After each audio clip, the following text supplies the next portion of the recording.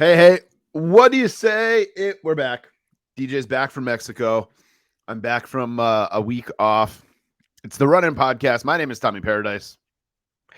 It's showtime, folks. It's your boy DJ up here early in the morning, but I'm ready.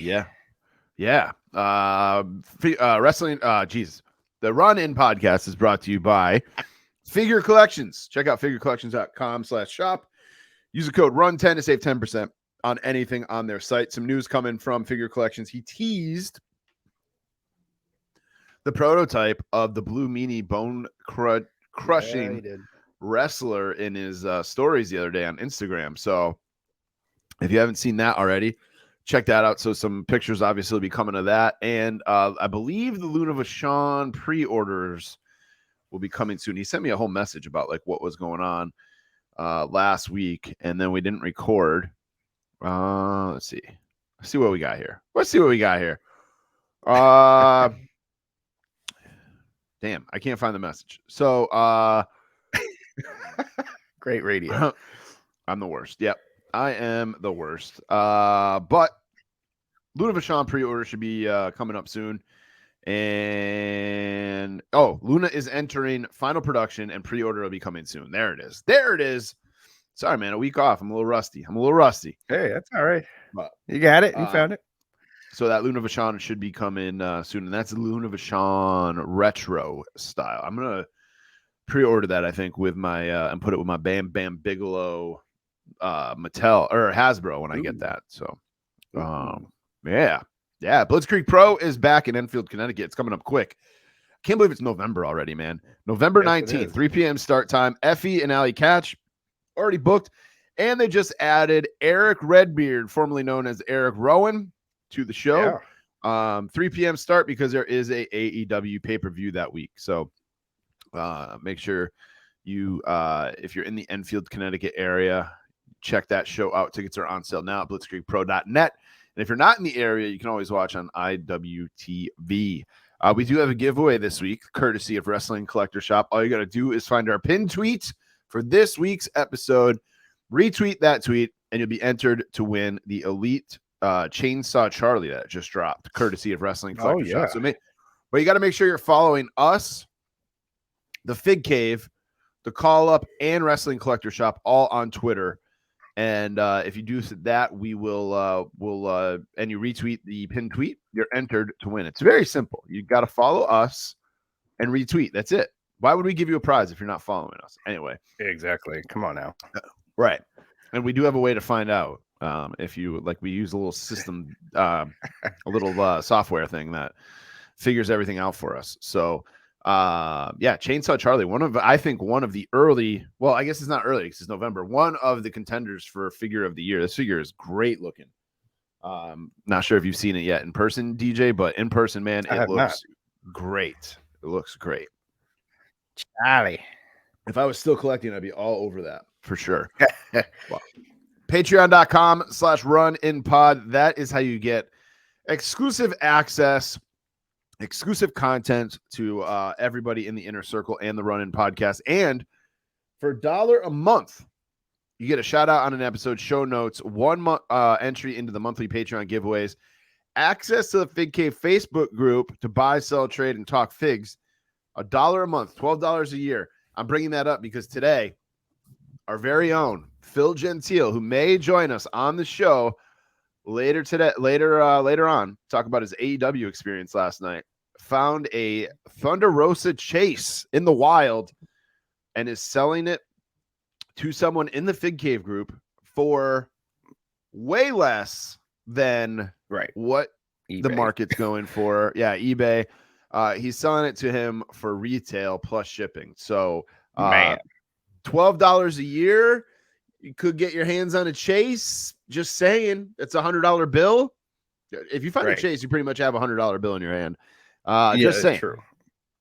Then we got a $5 tier, which includes all the stuff we just talked about, but you also get a Run-In Podcast sticker, access to exclusive monthly watch-alongs, articles, and bonus content, 2 entries into the monthly Patreon giveaway, early access to episodes, video versions of the show, ad-free content, and you can chat with us on Discord. And then there is a $10 a month main eventer all the previous tiers, plus your name on the website as a VIP supporter, breaking news segments. You can sit on a live recording of the show once a month, a run-in magnet, 3 entries into the monthly Patreon giveaway, and an exclusive discount code inside the Run-In Podcast store. It gets you 20% off all the time, not just once in a while, all the time. That's $10 a month.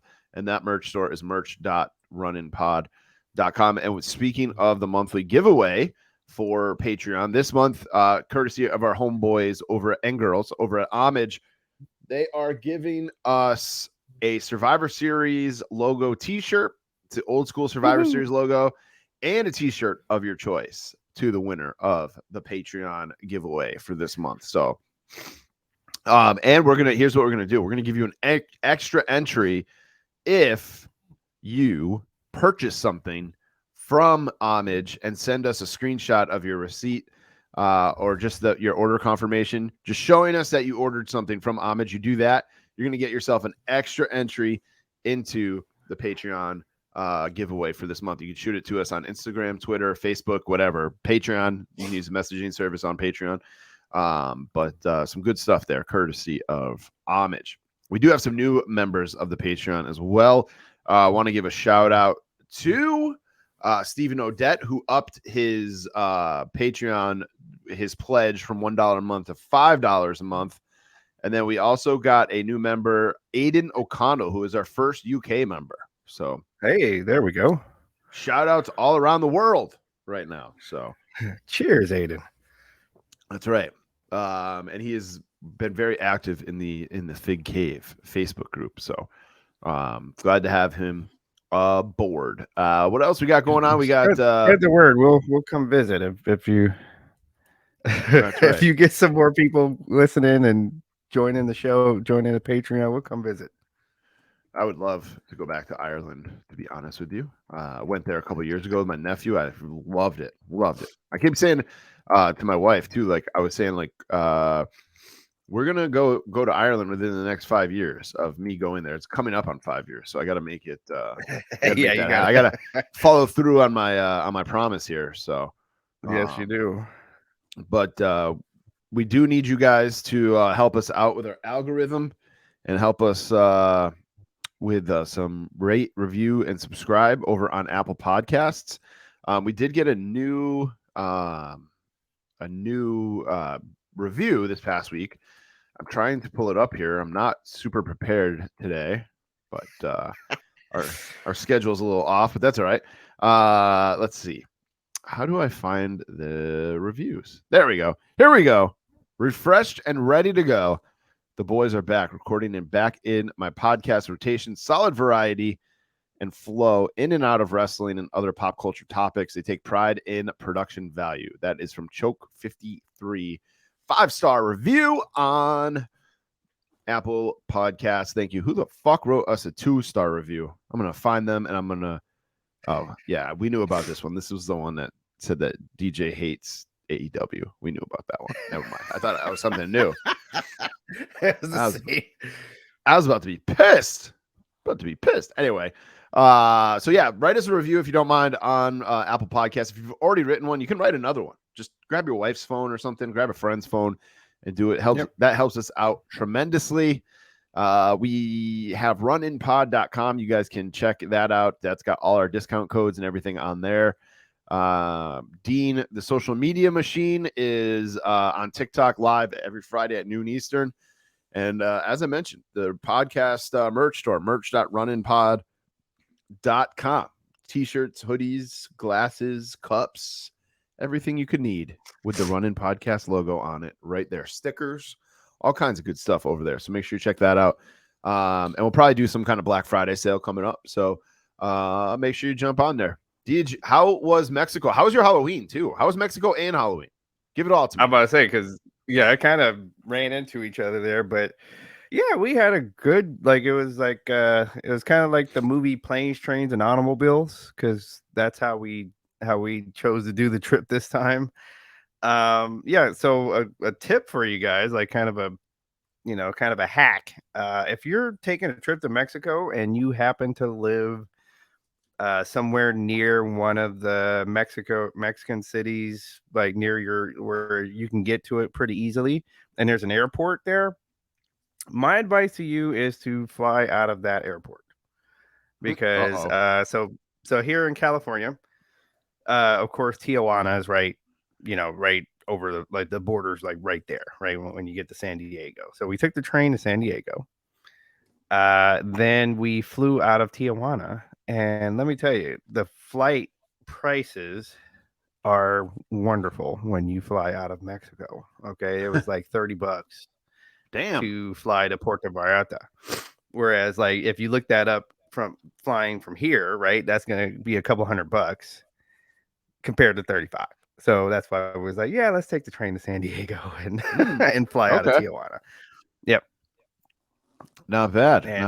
Yeah, and it was a great experience. Like it's quick. Like I mean, because there's a bridge where you give them $15 each way, and they do all of the, like, while you're crossing the bridge, they do all of the checking you in and checking you out, and all the border crossing things, passports and all that, but very quickly. Like, I mean, we walked the bridge. It took probably a total of 10 minutes instead of that couple of hours that you have to do customs is what when you go somewhere and you have to go to customs. Yep. Yeah. Customs and security was 10 minutes crossing the bridge. So, wow, that's impressive. I got 2 flights coming up this month, taking a trip in a couple weeks south for a quick trip, and then Disney, man, right around the corner. So I'm a little anxious about flying because of my trip to Indianapolis over the summer, where it took me 16 hours to get from Hartford, Connecticut to Indianapolis, and through Southwest. It wasn't like I was using like Frontier or Spirit or anything like that. It was like Southwest, and it was super delayed. So we actually, once that happened with Disney, we're like, fuck this. Our original plan was to take our flight Sunday morning and then go right to the parks. Right. And we ended up changing that. And we had some hotel credits from some of my kids' baseball tournaments this weekend, past summer. So we decided to, we're going to fly in on Saturday. And if we lose the day, we lose the day. You know what I'm saying? Like if it takes forever to get there, it shouldn't. It's, we're taking JetBlue, and it's it's JetBlue, and it's a direct flight. So hopefully everything will be okay. But you never know with the way things are going these days. So we were like, fuck it. Let's just, we'll get a hotel Saturday. We'll chill. We'll go to Disney Springs. We'll chill by the pool at the hotel, whatever. And then we'll go to the parks starting on Sunday. So, it's just crazy. And it's Thanksgiving weekend too, like the weekend after Thanksgiving. So, little anxious about how everything's going to go, but we'll get there. And come to find out, we went to a wedding this past weekend, and my cousin and their family, like my aunt and uncle, my cousins and all their kids, are actually going the same time we are, and they're all on the same flight. So we're taking over that plane. My family is taking over that plane. It's going to be a good time. Paradise plane. That's right. That's right. And watch the weather as well. We had a slight hurricane. And we got lucky that it kind of went by us. So all we got really was a lot of the rain. Some wind too, but not like where it was like, the wind didn't even rattle the windows, but the rain came down pretty hard for a little while. But we were cool. We got some snacks. Made it a night in, and we were fine there. Dude, sometimes you just need that on vacation. Like we are totally, with this Disney trip, we are totally, we're going Disney Sunday, Monday, Tuesday, and then Wednesday we're Ubering to Universal. But we're not doing anything. Okay. We're checking into our hotel, and we are going to chill by the pool for the day and just have like a rest day. And then Thursday, Friday, we'll go to Universal. Saturday, we fly home. So, right. All about a rest day on vacation. You don't have to be going 90,000 miles per hour all week on vacation. In fact, last time I went to the Dominican, like work. Yeah, last time we went to the Dominican, man, my wife was like, I've never seen you this relaxed ever. And because all we did was sit in a cabana all day, drink margaritas, and have food delivered to our cabanas. It was amazing. So can't wait to go back there. Well, I don't know if Dominican's been a little shady lately. I don't know if we'll go back there, but somewhere like that, Jamaica. Yeah, I'm like, watch yourself. Yeah.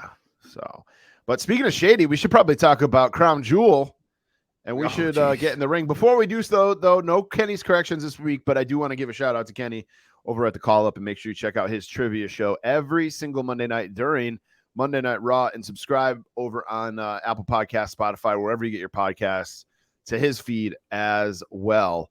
Let's get in the ring here. In the Ring is brought to you by Buy, Sell, Trade Toys over on Instagram. He actually doesn't have a website anymore. I just figured out last week. I don't know if he didn't pay the bill or what the deal was, but his website's gone. So Buy, Sell, Trade Toys. He's only on Instagram now. Hey, I guess if you don't need it, why not? But that's probably it. Like, I mean, you could probably do most of your stuff on Instagram. Right, exactly. We do love Buy, Sell, Trade Toys. He's got a lot of good stuff over there right now. You can use Run 10. He'll give you 10% off, even if you just slide in through his DMs, and he'll give you 10% off. So Crown Jewel this week. By the way, we are waiting for Phil Gentile at some point. Is supposed to jump on here. He went to AEW Dynamite last night. He's going to give us a full review of what he saw, what he did, how it went, and all that stuff. We're just waiting for him to jump on here at some point. So that's coming up. But yeah, Crown Jewel this weekend, man.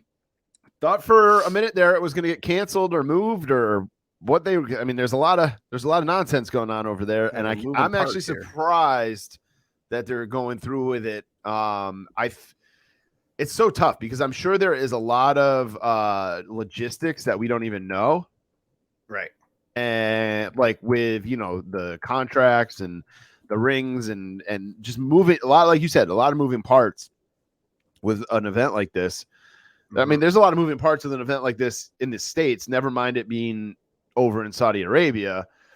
Now, an imminent attack is, being teased or talked about or what, and right. It's just so hard. Apparently they've known about this attack for a little while. I guess since September. WWE, there was a thing going around last night that they were moving the show to Orlando, but that was fake. And then there's another thing saying that this is from Cage Side Seats, that WWE has all like the proper security and emergency personnel and things like that in lined up. So hopefully everything's good. But man, it's like, why is it really worth going over there for all this? All these hoops you got to jump through, or all this threat that might be there, might not be there. You're the DJ. A couple weeks ago, you said you want to go to one of these shows. You still, I do. You still feeling that way? I just really, I guess what it is about this kind of thing is that I'm sticking up for the regular people. I know, like every country, I talked about in our chat, in our podcast chat, is with the guys. I was like, every country's got assholes, right? Not the US. No, we're perfect. And so and so you wouldn't like, so people here like this in the US, like we don't want them to be our representation of what we really are over here. So, and I know that these people feel the same way. I see these, like when you're watching Crown Jewel, one of my favorite parts is watching the audience. Like they are watching with pure love for the entertainment. They're not there to critique, somebody flubbing a line on a promo or they're not so overcritical. They're actually still in the magic of this form of entertainment, and they are watching it with pure love, and that's why I want to go. So yeah, so I just, I think, whatever you think about, like, everybody, blood money and everything, and I'm just like, it's not about that. Like, I mean, okay, like that guy's money might not be the cleanest, but he brought the show over there for them. Like he wants to entertain those people. Mhm. So whatever he's doing with his spare time, he is taking the time to say, yeah, but I want my people to have a show. Like, you know, you guys don't come over here and give us we want a show too. You know, so that's why I stick up for this show. I mean, you know, like you said, like we were messing around. I was like, because you know, all the money made in America is totally clean, you know? Right. I mean, you know, so it's just, you know, it's not, I don't think it's fair to like really, you know, I know there's some feelings to, especially people that live in New York. I know there's some people like there's feeling about you know, things and people in the Middle East, but you got to understand, like, just like here, there are people that are on a radical one side or the other, and that doesn't necessarily reflect the way like the normal everyday Joe feels, you know. Right. So I get what you're saying. Yeah. It just seems like such a risk to go over there. Like, obviously anything can happen anywhere, but it just seems like such a risk. I'm like, I'm like, if you've been watching the news, it's a risk for them to have a show in, say, Chicago. Right. Okay. So, but yeah, I hear it you too. I hear what you're saying. I'm a little surprised. Well, I shouldn't say surprised. I should say I feel a little bit better about them going over there with Triple H in charge rather than Vince, because I feel like Vince will do anything just to get that, you know, that dollar. Where Triple H, I feel like, really cares about these people, doesn't want anything to happen to anybody. He's going to be the one that's like, nope, we're pulling out, or we're doing this, or I feel like he has the best interest of the employees and the superstars in mind. So I think so. I feel a little bit better about it than that. I do wish they would just stop doing it, so it wouldn't even be an issue. Like, I get what you're saying, but like, I would rather go like to Europe and see wrestling because it doesn't go there all the time, or Japan or something like that. But I mean, crazy shit happens in Japan too, so you never know. Like you said, but like it's sad, but it's all over the world. Where it really is. Working in corporate America, man, I've had friends go to business trips in Japan and have heard wild stories about that. So, like you said, man, it literally can happen anywhere. So, and it's sad. It's sad. Yeah. Like, hey, one thing I forgot to mention before we get too far into the show here, one thing I forgot to mention, I'm going to backtrack a little bit here. I forgot to mention Mike Lanham's charity stream that he's got going on. And I forgot to actually mention two things. So we're going to back it up here real quick, and then we'll get right back into the ring. But the Extra Life 24-hour gaming stream for Norton Children's Hospital is going to be live on Twitch, hosted by the Experience Grind podcast, November 11th through the 12th, possibly around 8 p.m., they say. So this is a charity stream to benefit Norton Children's Hospital. The donation link is posted in the Fig Cave Facebook group. If you're a member of the Fig Cave Facebook group, please consider donating. Even if you're not, consider donating because Mike Lanham has helped out a lot of people in the figure community, getting those super cheap Macho NWO Macho Mans. I mean, he's done a bunch for the figure community. So give back and help him out and make a donation here with the donation charity stream that he's doing.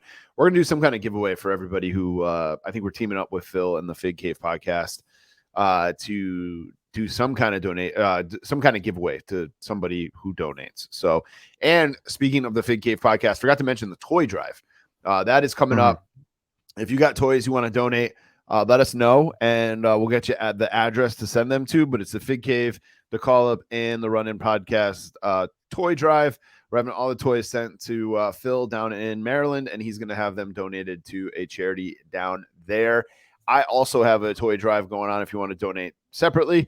It's my trivia gig toy drive. And again, like Phil said on their podcast, like if you want to just PayPal some money over, I'll go to Five Below and grab a bunch of toys to throw in the tote that I'm doing. And that's going to Somers, Connecticut, Stuff a Cruiser, which benefits a women's shelter. So we got a lot of charity stuff going on, and I completely forgot to mention both of those things in the open there. So back to Crown Jewel here. Let's run through the card and get our picks. I'm the defending champion because I'm better than you and you know it. And so I'll pick first.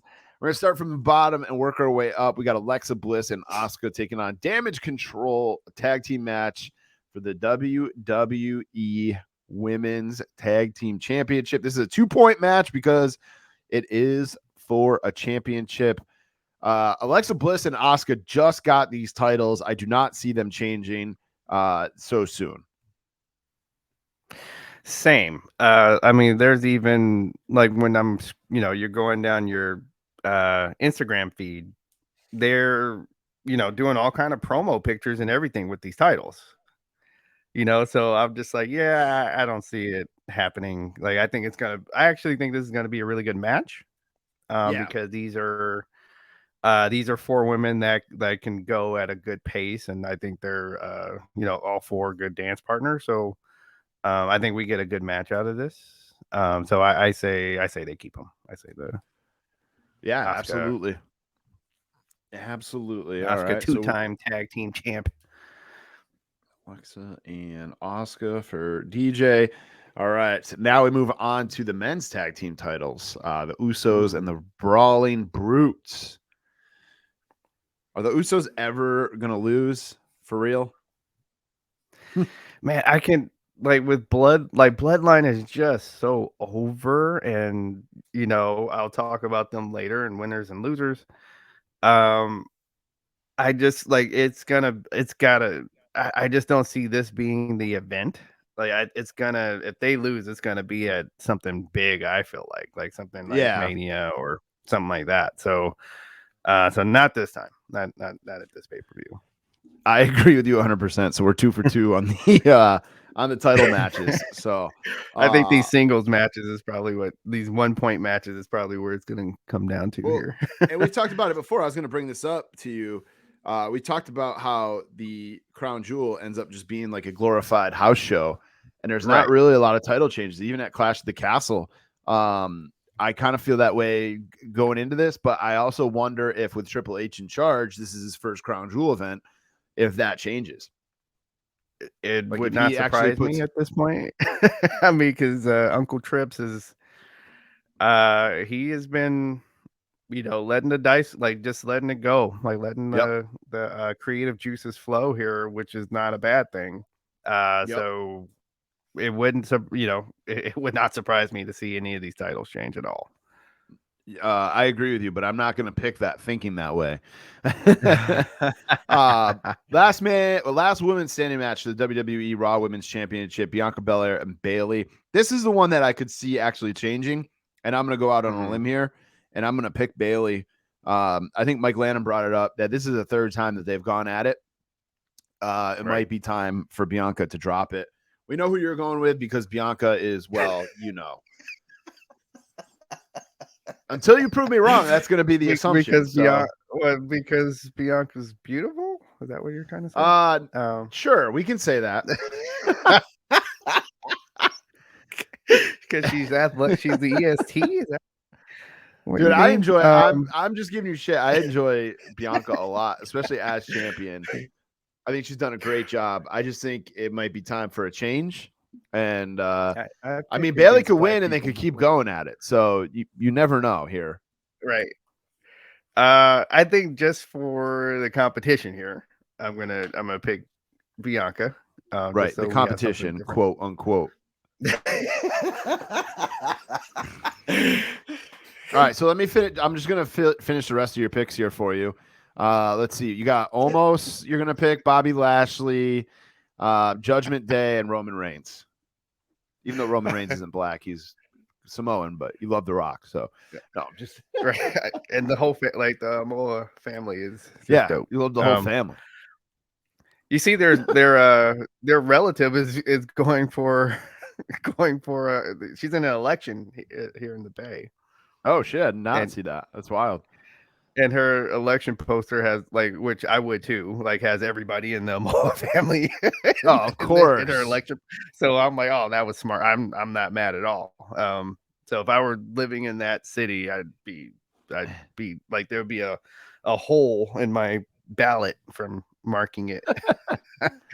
All right. we got to take a break from Crown Jewel here for a second because the Hot Take Kid, Phil Gentile, just jumped on. He's going to join us. He is going to give us his full review of AEW last night. It was in Baltimore-ish. What's up, man? What's going on, guys? I miss you. I love you. How's the show been so far? What have you been talking about? We've been kind of all over the place. We were just talking about Crown Jewel, but we said we were going to drop all over the place. Yeah, I know, right? Never. we're always focused and laser sharp. That's right. Every show. That's right. We did just pimp out the Fig Cave Facebook group, or the Fig Cave Toy Drive. Nice. So and Mike's charity stream. So I'm sure your love of AEW is just going to come out on this review, and you know how much I know you love this company and oh my god, yeah, and their shows.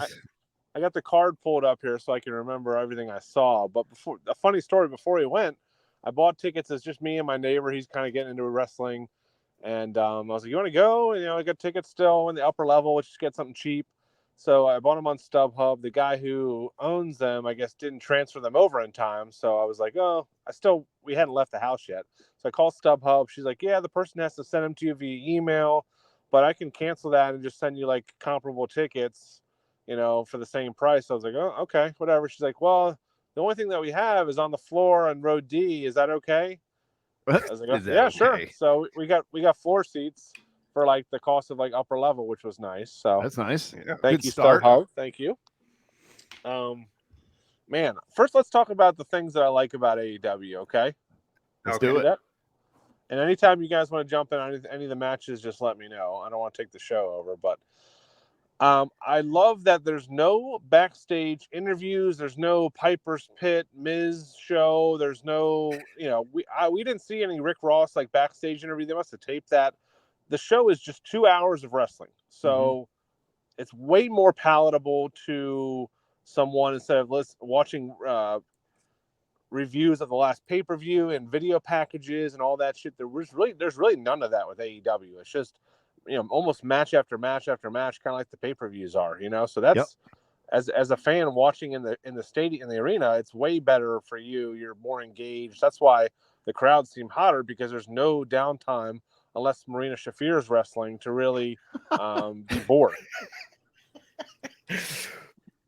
I have to agree with you 100%. Sorry, you lost me at the Marina comment. Like I'm trying to regain my train of thought. I'm cracking up here, but it's true. I like that about AEW myself, where it's like it's a wrestling show. It's not to feed to the marks here, but it's not a sports entertainment show. Yeah, and going live. That's one I don't enjoy going to Raw or SmackDown as much. No, I've said it 1,000 times as a house show or even a pay-per-view to an extent. There's more action, but it's just one thing after another at a house show. It sounds like AEW is the same way, live anyway. Yep, 100%. So that's good. On the downside, I'm glad I didn't bring my son. There was about 3 kids in the entire crowd. It was old 30 to 40-year-old. Uh-oh, we lost him. So old 30 to 40-year-old. Old third. Oh, he's back. There he is. My wife's trying to call me. Sorry. Oh, Christina, come on. I know. What the hell? We're in the middle of something here. Yep. It's just like it was just a different crowd. It's not a sports entertainment. When you go to like a WWE show, half the crowd is kids. It's like very family oriented. It's not like that with AEW. That's probably on purpose, right? That's their style. So it's not really a knock on them. But I was thinking about bringing my son, but he wouldn't have known anybody that was there, at all, besides Luchasaurus probably and Orange Cassidy. So, it wasn't a downside for that. But before we get into the matches, too many fucking run-ins. This is WCW 2.0 with this fucking every match is a fucking run-in. Even like the hardcore marks around me are like, what the fuck? Who are these people? There's the Firm and the Embassy, and there's whatever the Nightmare Crew is called. There's so many stables that everyone runs in. It's just every match, the pre-show matches, the matches afterwards, they all ended the same way, with everyone running in and doing this fake brawl. And it was awful. I mean, it killed the crowd, really. Ugh. Yeah, I don't like that. Yeah, it was bad. The first match, everyone was behind Jay Lethal. He's a huge, fan favorite because he's wrestled a lot in Maryland.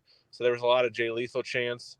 And some guy I've never seen or heard of comes out in the Sting mask. I don't know if you guys know who that guy is. They didn't really announce his name. And then Jeff Jarrett comes. It was just like the first match, 2 people come out within like 3 seconds. And Jeff Jarrett talks for like 10 minutes about, he's just going on and on. It was just, there was really no buzz for that. I mean, people popped at first because they didn't know who he was. And everyone was hoping Sting would come down. But what did you guys think about Jeff Jarrett, like now in his 4th company within 12 months? Pretty impressive, huh? You guys know I love Jeff Jarrett, but at the same time, like as time goes on here, I'm kind of realizing like, all right, I don't want to say he ruined Impact, but like Impact didn't really succeed, and he was in charge for a good part of that. He jumped back and forth from WWE to WCW nonstop just to get that pop. I feel like that return pop, and then kind of dissolved into the mid card. I feel like that's going to happen again. He's like, oh, cool. Yeah. It's a cool thing in the moment, but then like 2 weeks from now, we're going to forget that he's even there. I saw Tony Khan gave him some like official title too, where he's like going to help book. Yep. It sounded like he's going to help book the live shows. So they might be doing house shows or something like that down the road.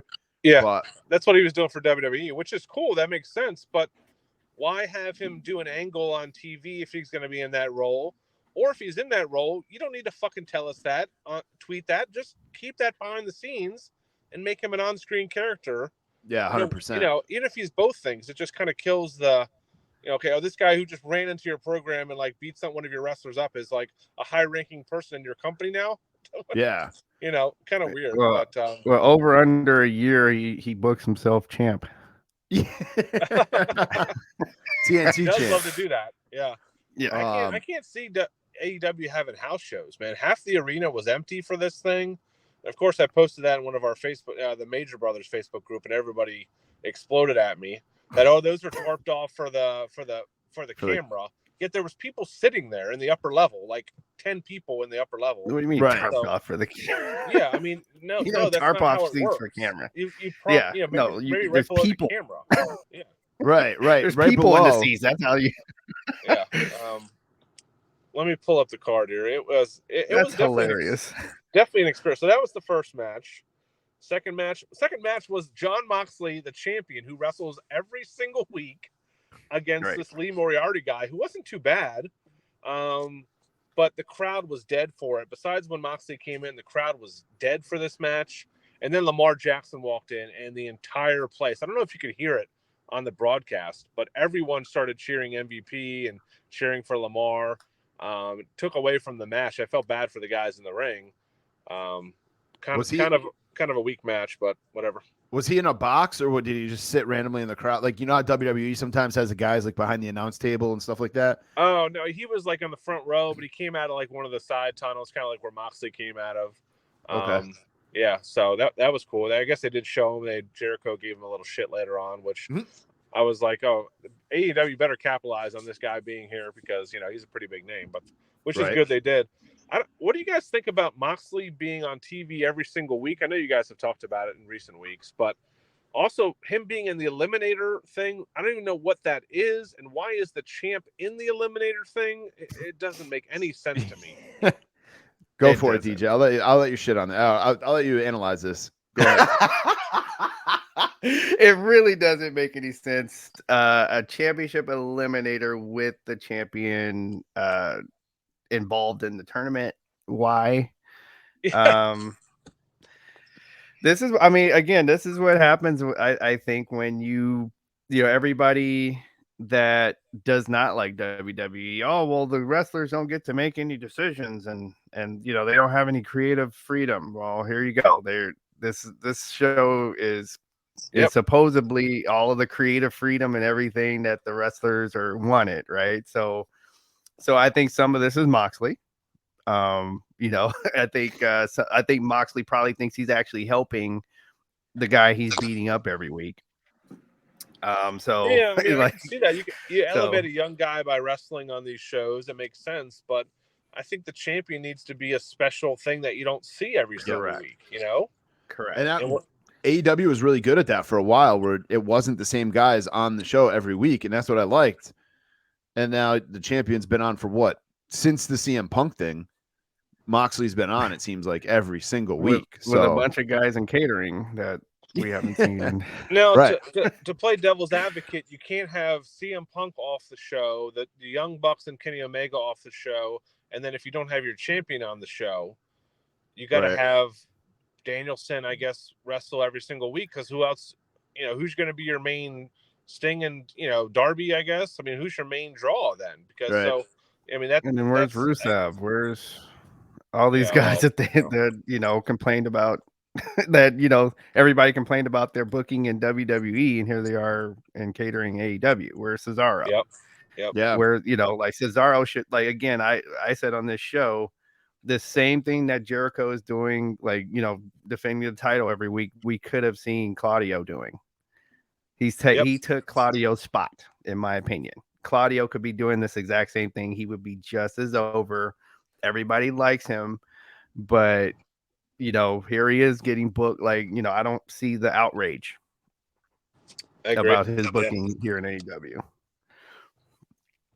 Next up, we had the daddy ass birthday celebration. It's probably the highlight of the night. Never fucking thought I'd say those words together. Man, the acclaimed are so fucking over, man. People love them. Everyone had shirt. There was more shirts for the Acclaim than any wrestler in the place by far. It was the biggest pop of the night. Nice. It was kind of a corny segment, but it was funny. Like they're engaging with the crowd. Of course, someone came out. I forget who even came out for. The Gun Boys came out, and then the fucking guy from the soft guy from. I don't even remember his name, man. What is his name? No, the tall guy, Morrissey. Morrissey. Yeah. What was his name in WWE? Big Cass. Yeah, Big Cass. Yeah. Total like fart and killer. Can't like teach that. This guy is so boring. But he came out, and then we saw FTR for 3 seconds. They kind of did like the title thing, which was cool. But that was cool. That was probably it was a little bit of a WWE-esque segment, but I think you need stuff like that to break up the card a little bit. So that wasn't too bad. Everybody popped big for Colt Cabana being out to challenge Jericho. That's kind of like a fuck you to Punk, huh? Where I guess yeah. I didn't think about it till I got home when I saw the tweets about it. But that must have been, because I guess Colt Cabana was like crying on the way down to the ring. That was kind of like their statement that, like, this guy is going to stay here because the other guy is not coming back, right? Yeah, it's the first time he's been on TV in a long ass time too. Yeah, and he's not with the Dark Order like outfit anymore, right? He's kind of his old personality. So yeah, good for him. It wasn't a very good match. Two guys that I don't really enjoy seeing wrestle. I don't think I've ever seen Colt Cabana wrestle. Looks like he might have been good like 10 years ago, but I have never seen him wrestle, with the exception of last night. And for the longest time, Colt Cabana was just a podcast host for me. Yeah. Yeah. I mean, he was he was one of the first. Yeah. I've seen him a few times. I've never had anything special. Like, I've never seen anything special from any of his matches. So go ahead. No, go ahead. I was just going to say, so after your experience last night, I had the opportunity to go to AEW, what's the one on Friday? Rampage on Friday night.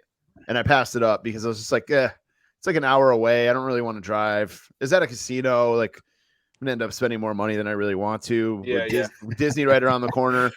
And it was the same thing though. Like, I mean, it was just dark and Rampage, and the crowd, like from what I saw from friends who went, the crowd looked empty.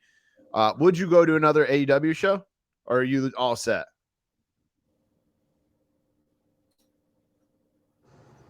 Sorry, I keep getting phone calls. That's all right. What are you, a salesman or something? Yeah, I know, right? I would probably go to another one. I don't know. It'd probably have to be like not in the next 6 months or something. Yeah. And this place isn't a college that's like literally 5 miles from my house. So there's like 3 red lights to get there. It's really close. Yep. They don't do a ton of big events, but it's a pretty nice, like 5,000 seat arena. So yeah, I would probably go again, but I wouldn't bring my kid. I would probably try to see if anybody locally in like our figure groups would want to go or something. It was entertaining, but it's also 2 hours. Like if I would have paid for those ringside seats for like $120 with fees and shit for 2 hours. I mean, you get they had elevation beforehand and they had dark afterwards. It really wasn't worth the money to spend big bucks on tickets. Also, Tony Khan came out and yelled twice before the show and after the show, just literally yelling on the microphone. Everyone was like, "Why the fuck is he yelling?" Like, just it's a microphone. You can just talk normal into it, and it'll project your voice. You know, he didn't. I mean, it is cool that he comes out and thanks the crowd beforehand. That's kind of what he did beforehand. So that is cool. I don't know if you need to be doing that at every show, but you know, he's kind of still trying to build stuff, you know. So gotta appreciate the hustle a little bit. Well, did he hug anybody? No, I didn't see any hugs. Did he share his Coke with anybody? He did flub up. He was trying to say something after Dynamite about like Dark and trying to explain like the guys that were coming out, and he just kind of like stopped mid-sentence and then started the next sentence, and I was like, oh my god, this guy's lost. But he probably just, you know, got tripped over his words. We all do it. Yeah, cocaine's a hell of a drug. Yeah, of course. Yeah. What else was I going to say about this? Oh, this Jericho match. I don't know if you guys agree. A lot of these fucking guys that stand on the sides, like Jack Swagger and Garcia, they're just wearing fucking mesh shorts. They're just wearing like normal workout clothes to the ring. Like no kind of thought was put into anything these guys are wearing. Like a lot of the guys, like the Ass Brothers, like I know you don't have to wear like a suit and you don't have to wear like, you know, tidy little spandex if you're not wrestling, but like put some thought into what the fuck you're wearing. Like, yeah, presentation. Like Daniel Garcia wears like a wife beater and like gray sweatpants, like to the fucking ring on a nationally televised fucking TV show. Yeah, it's a little weird. Yeah, so just a little fashion tip for me, fashionista. New segment on the show. So we already really. we had an ROH title match. We had the AEW title match, and now we have the All Atlantic Championship match. And me and like the guys that like were near me that I just kind of started talking to were like, "What the fuck is the main event? What is going on? Is Jade Cargill the main event?"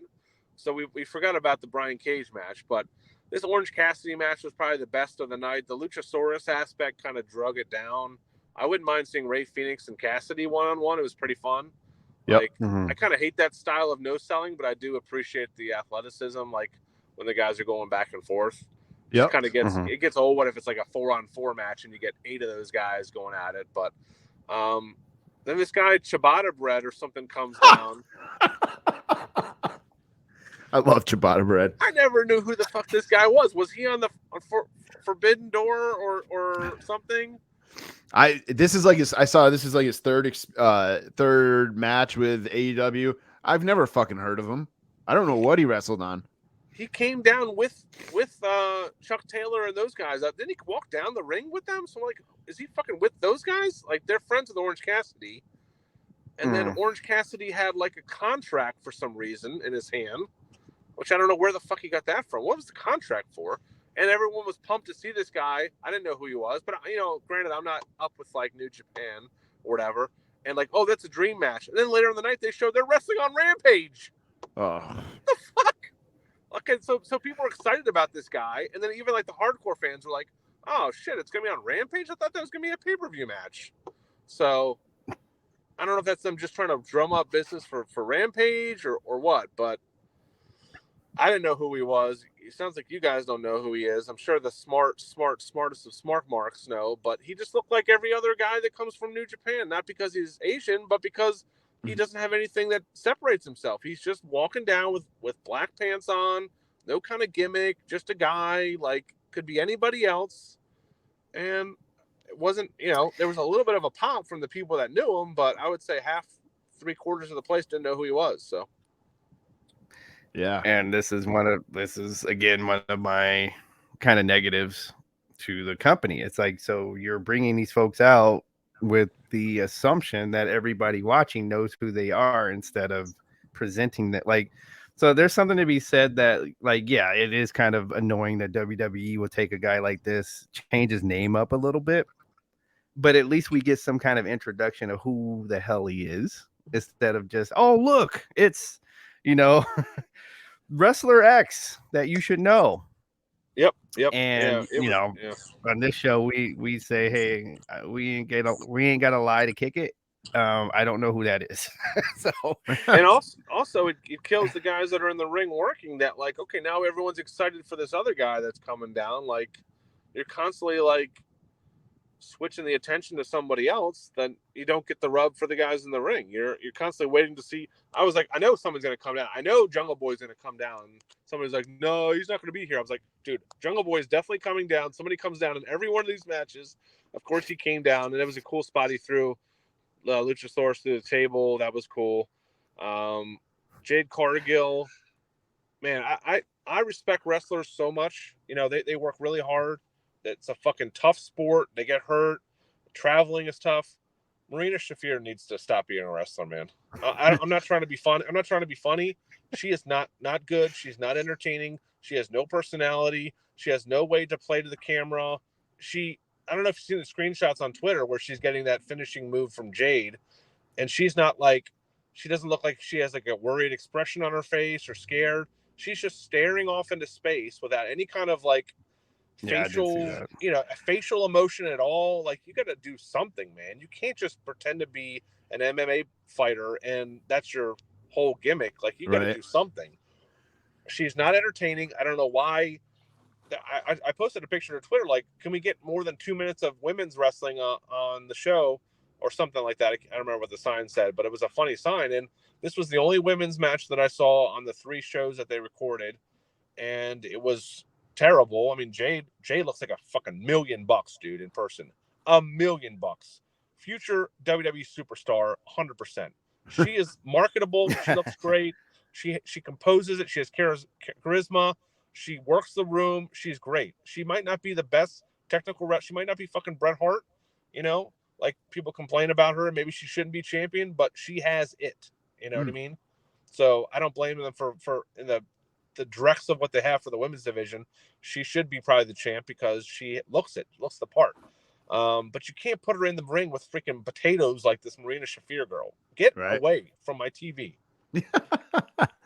Yeah, why haven't they put her against like Britt or any of Britt, Thunder Rosa, any of the Tally Conti, any of the bigger names in I guess they're building for the Nyla Rose thing, right? But, yeah, that's true too. Yeah. But so that killed the crowd. No one cared about that. And then I was surprised about Samoa Joe versus Brian Cage as a main event on a Dynamite show. And I don't dislike either of these guys. I actually like Brian Cage a lot. He can do a lot of cool stuff for his size. He also has a cool WWE type look. And Samoa Joe, like, you know, you've probably seen this match if you've seen him wrestle before, but nothing bad. Like, I like him. But it was just an odd way to finish the show. The crowd was kind of like not into it. And also we had especially all those titles. Every match, like the buddy that I was with has never seen AEW besides like, you know, here or there, just turning it on randomly. He's like, does everyone have a title? I was like, dude, pretty much everyone in all these matches had a title. You know, Wardlow comes down, he's got a title. Fucking Cage has a title. This guy has a title. Samoa Joe's a TV champion. Like, it's just over the top, man. It's crazy. Too much. There's three different tag team champions, trios. I mean, that's the biggest thing I would probably fix about AEW is like there was a good. I know you guys don't probably listen to Cornette as much as I do, but the last couple of weeks he's done like a full AEW roster breakdown where he put them into different categories. Like, this guy needs to go, this guy needs to stay, and this guy's kind of like maybe. And it was like 145 male wrestlers on their roster. Jesus. Yeah, crazy. And they brought out 3 more people last night. Jesus, I didn't realize it was that many. Yeah, it's crazy, man. They keep signing people, and like, you wonder why these guys want to leave because now Darby Allin is like, you know, he got a big pop and like he's pretty popular, but he's the curtain jerker match. He's the opening match of the show, right? Without any kind of real like, what's he doing right now? You know? Yeah. Yep. So I guess they're gonna build toward a Jarrett like Sting type of feud, which, you know, people will probably want to see because those are big names, but just a weird way to end the show with Wardlow. And then of course these other this guy comes out, that guy comes out. It was just, so again, DJ talks about it. You guys talk about it every week. There's signs of potential and like you have some things that work right, but they just shot themselves in the foot a lot. And I've heard a lot of people on Twitter just saying it was a terrible show. I didn't think being there was as bad as people were saying, but you got a bunch of title matches. You had some big names. It just was kind of like, it didn't have the feel of like it felt very indie, and it felt like, you know, there was nobody to pipe up the crowd. between the breaks and stuff. So it just felt kind of flat. Like it just didn't feel like a big atmosphere for a show. So yeah, no MJF either, huh? Yeah, no MJF. I was surprised to see some of the guys like Daniel Bryan just kind of run out for a random brawl on the stage. Like he flew him all the way in for that. Like FTR, that's another thing. They're flying all these guys in for like Wardlow's on the show for like 15 seconds or Hobbs or something. Yep. That was cool when Hobbs came out though. I like him. Yeah. But all four of those guys in a match. Imagine the Samoa Joe, Brian Cage, Hobbs, and Wardlow match. Jesus Christ. Ooh. Fucking Could the tough ring beast. even stand up to that? It's like one of those collapsed ring match. Yeah, so I guess not as hard as people thought I might be on AEW. There was a weird thing where a bunch of dudes in the upper level had their shirts off and were basically chopping like each other, like during the matches, like chop contests, and like the whole crowd was I can watching see that. it. Like it was during that like Jade match, and the crowd was like just watching. I believe you. I guess totally Tony was handing out some of his coke. And they did change, which I thought was weird. They changed after that first Derby match. They changed out the ring apron. They had like another apron already underneath there. I guess he got some blood on the guitar shot. I guess maybe. But they must be pretty strict on blood because they changed the whole mat out after that one match. Yeah, probably after Abdullah the Butcher, they had to like really watch that because Abdullah the Butcher gave a bunch of people hepatitis. Oh damn! Because he because all of his matches are bloody, and there's a lot of like he'll headbutt you while he's bleeding and you're bleeding, and so he's giving people hepatitis. So I guess they're like, okay, let's not have that happen. Was that the 70s or? No, this is like, because he probably just retired, right? Yeah. Before me and you were born, Phil. I'm joking. Who I'm freaking out.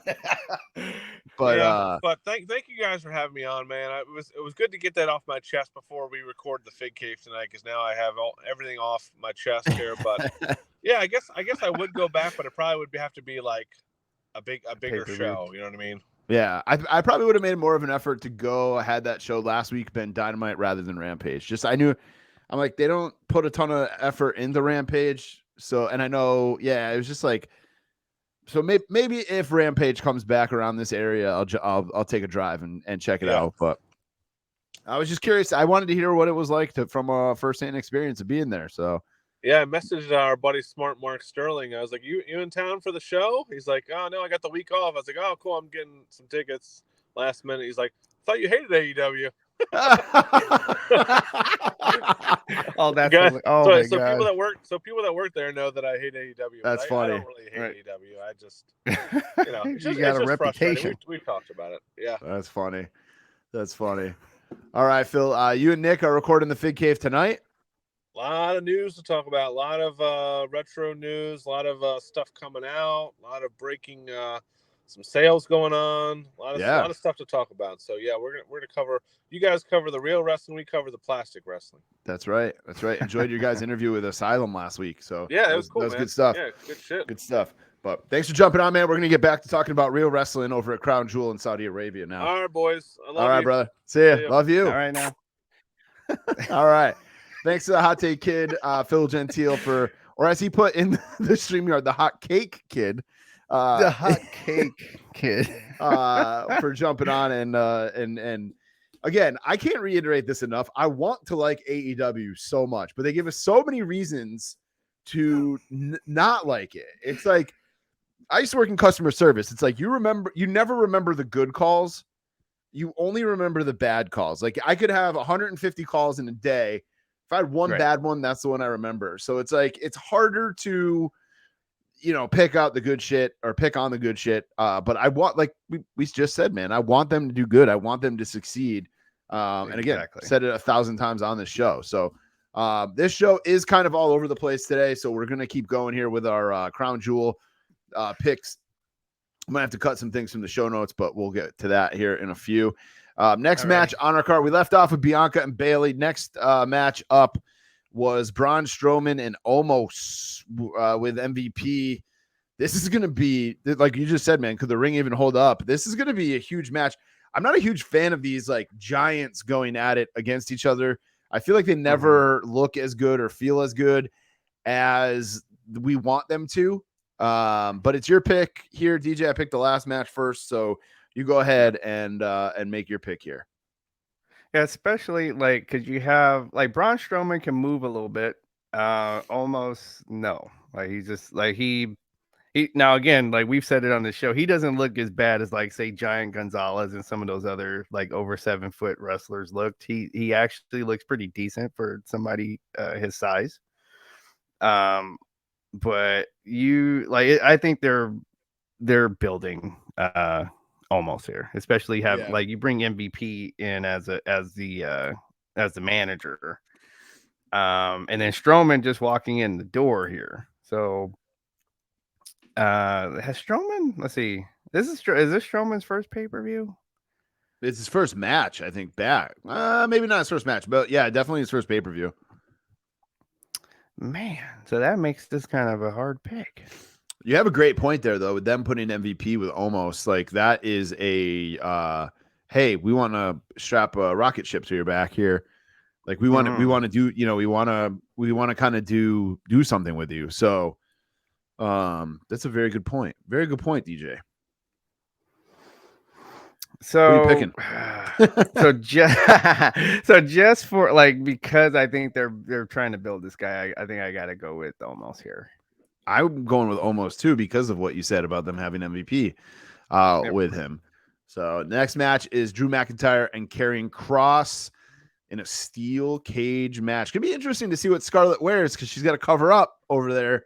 I'm going Karrion Kross on this one because every time I pick Drew McIntyre, he loses. I think even I'm going to go out on a limb here because like his Kross won the last match, and I think they're trying to have like a good back and forth. So I'm going to go for McIntyre for that reason. All right. Next, we got Brock and Bobby Lashley. Who you got? Man, is this for the title? No. No, it's just he doesn't have match. the US title. No, he cost him the US title. That's right. So never mind. So no need for the correction there. I corrected myself. I gotta go. I'm gonna go with Brock. Yeah, I'm going Brock too. You don't bring Brock back to lose, I don't think. Especially on these big paydays. It's gonna be a damn good. I think that's gonna. So that two big guy match, I think, is gonna be a good match. You think so? I feel like the last time they got together, it was a little sloppy, but and even like when they've confronted each other in the ring, like I feel like Bobby doesn't do a great job of selling the suplexes. But we'll see. Next, we got the OC and Judgment Day. This is a tough one to call here, I think, because OC obviously just coming back. Gallows and Anderson, they're the faces, kind of going that whole house show feel. I gotta go. I'm going OC on this. Okay. Yeah, I can see that because house show. This would not hurt them to lose. Like the Judgment Day. The Judgment Day. It's not going to hurt them at all to lose this on this show. So I think even like I can see this being a pretty decent, like the Judgment Day's been doing pretty, they've been putting on some pretty good stories too from Judgment Day. So yeah, I'm gonna go OC though. All right. And then our last match, I think we're both picking. We both do not think that Logan Paul is winning the title. I think it'll be a damn good match, like you kind of to quote you here. But I do not think it is going to end up with Logan Paul being the undisputed champion. I think it is Roman Reigns until WrestleMania. I'm assuming you agree. The Silva fight? Yeah, I agree. But did you happen to see the Silva fight? I didn't watch it. I just saw I saw the results. Okay, online. So I'm really like, this is really getting to me because I remember the knockout from the fight before, and you can kind of see him shake his hand a little bit, and then the guy I forget the guy's name he was fighting, but then boom, the knockout came, right? Yep. So this time you see so there's an angle that somebody has where that punch does not connect on the punch that makes Silva fall. It didn't connect. Like you could see it. Like it was pretty bad. Like it was even bad for us as wrestling fans that no punches are pulled. Yep. Like this the punch did not connect. It didn't connect. You can see it. And so I'm like, okay. Call me when he fights somebody that is a current boxer. And then I will be interested. And then I will start to give him credit for winning these fights. But yeah, Roman. But to go back, Roman wins. Yeah, it's tough to beat. It's tough to pick against Roman right now. His brother, Logan Paul's brother, Jake, allegedly is on his way to Saudi Arabia as well to be in his corner. So, oh, nice. Yeah. So Saudi, yeah, absolutely. The Saudi show this Saturday night. We had a couple other things that we wanted to talk about, but we ran a little late there with Phil, so we'll just cut them. We were going to talk about 10 years of the Shield. Sheamus got married over this past weekend, so congrats to him. Kind of interesting. GCW turned down a deal with WWE to be on Peacock. I was wondering if that has to do with like WWE being like, hey, you need to, if you want to do this deal, you need to, change reel in your product a little bit here. It doesn't make sense for them to turn that deal down because it is so much exposure. Right. That's the only thing I could think of is like why they would turn that down. I think, well, my opinion, like it's probably a mixture of what you just said, and they are appealing to that fan base. So it reminds me of punk rock, where like punk rock, as long as you're an indie band, then that group of people love you. But as soon as you sign any kind of a record deal, everybody, oh, you're a sellout. We hate you now. Like you're a sellout. You're not about the music anymore, just because you want some money now for for doing what you do. So, and I think that's what the stance that they're taking. Like, because it's such a I'm pretty sure. Oh, I'll go about 75% of the GCW fans are probably anti-WWE fans to begin with. So if they were to sign with them, boom, that's like most of their fan base would be like, okay, I'm out. So I think that's why. Yeah, and I agree with that too. It just seems like such a weird thing to turn down a deal to be on Peacock. You know what I mean? I mean, how about seeing because it is a wrestling business, right? There's a business part to this, and so to not want money for your business, I don't care what kind of product you're pushing and who's trying to give you the money. I think that's just not a good business decision. Yep. We talked about Jeff Jarrett in AEW. Becky Lynch is going to be playing Cyndi Lauper in Young Rock. There's some pictures going around of this. I think she looks great. She looks great as Cyndi Lauper. Right. I want to see the accent though. Like Cyndi Lauper has like a deep, East Coast accent, and Becky has a deep Irish accent. So let's see how that turns out.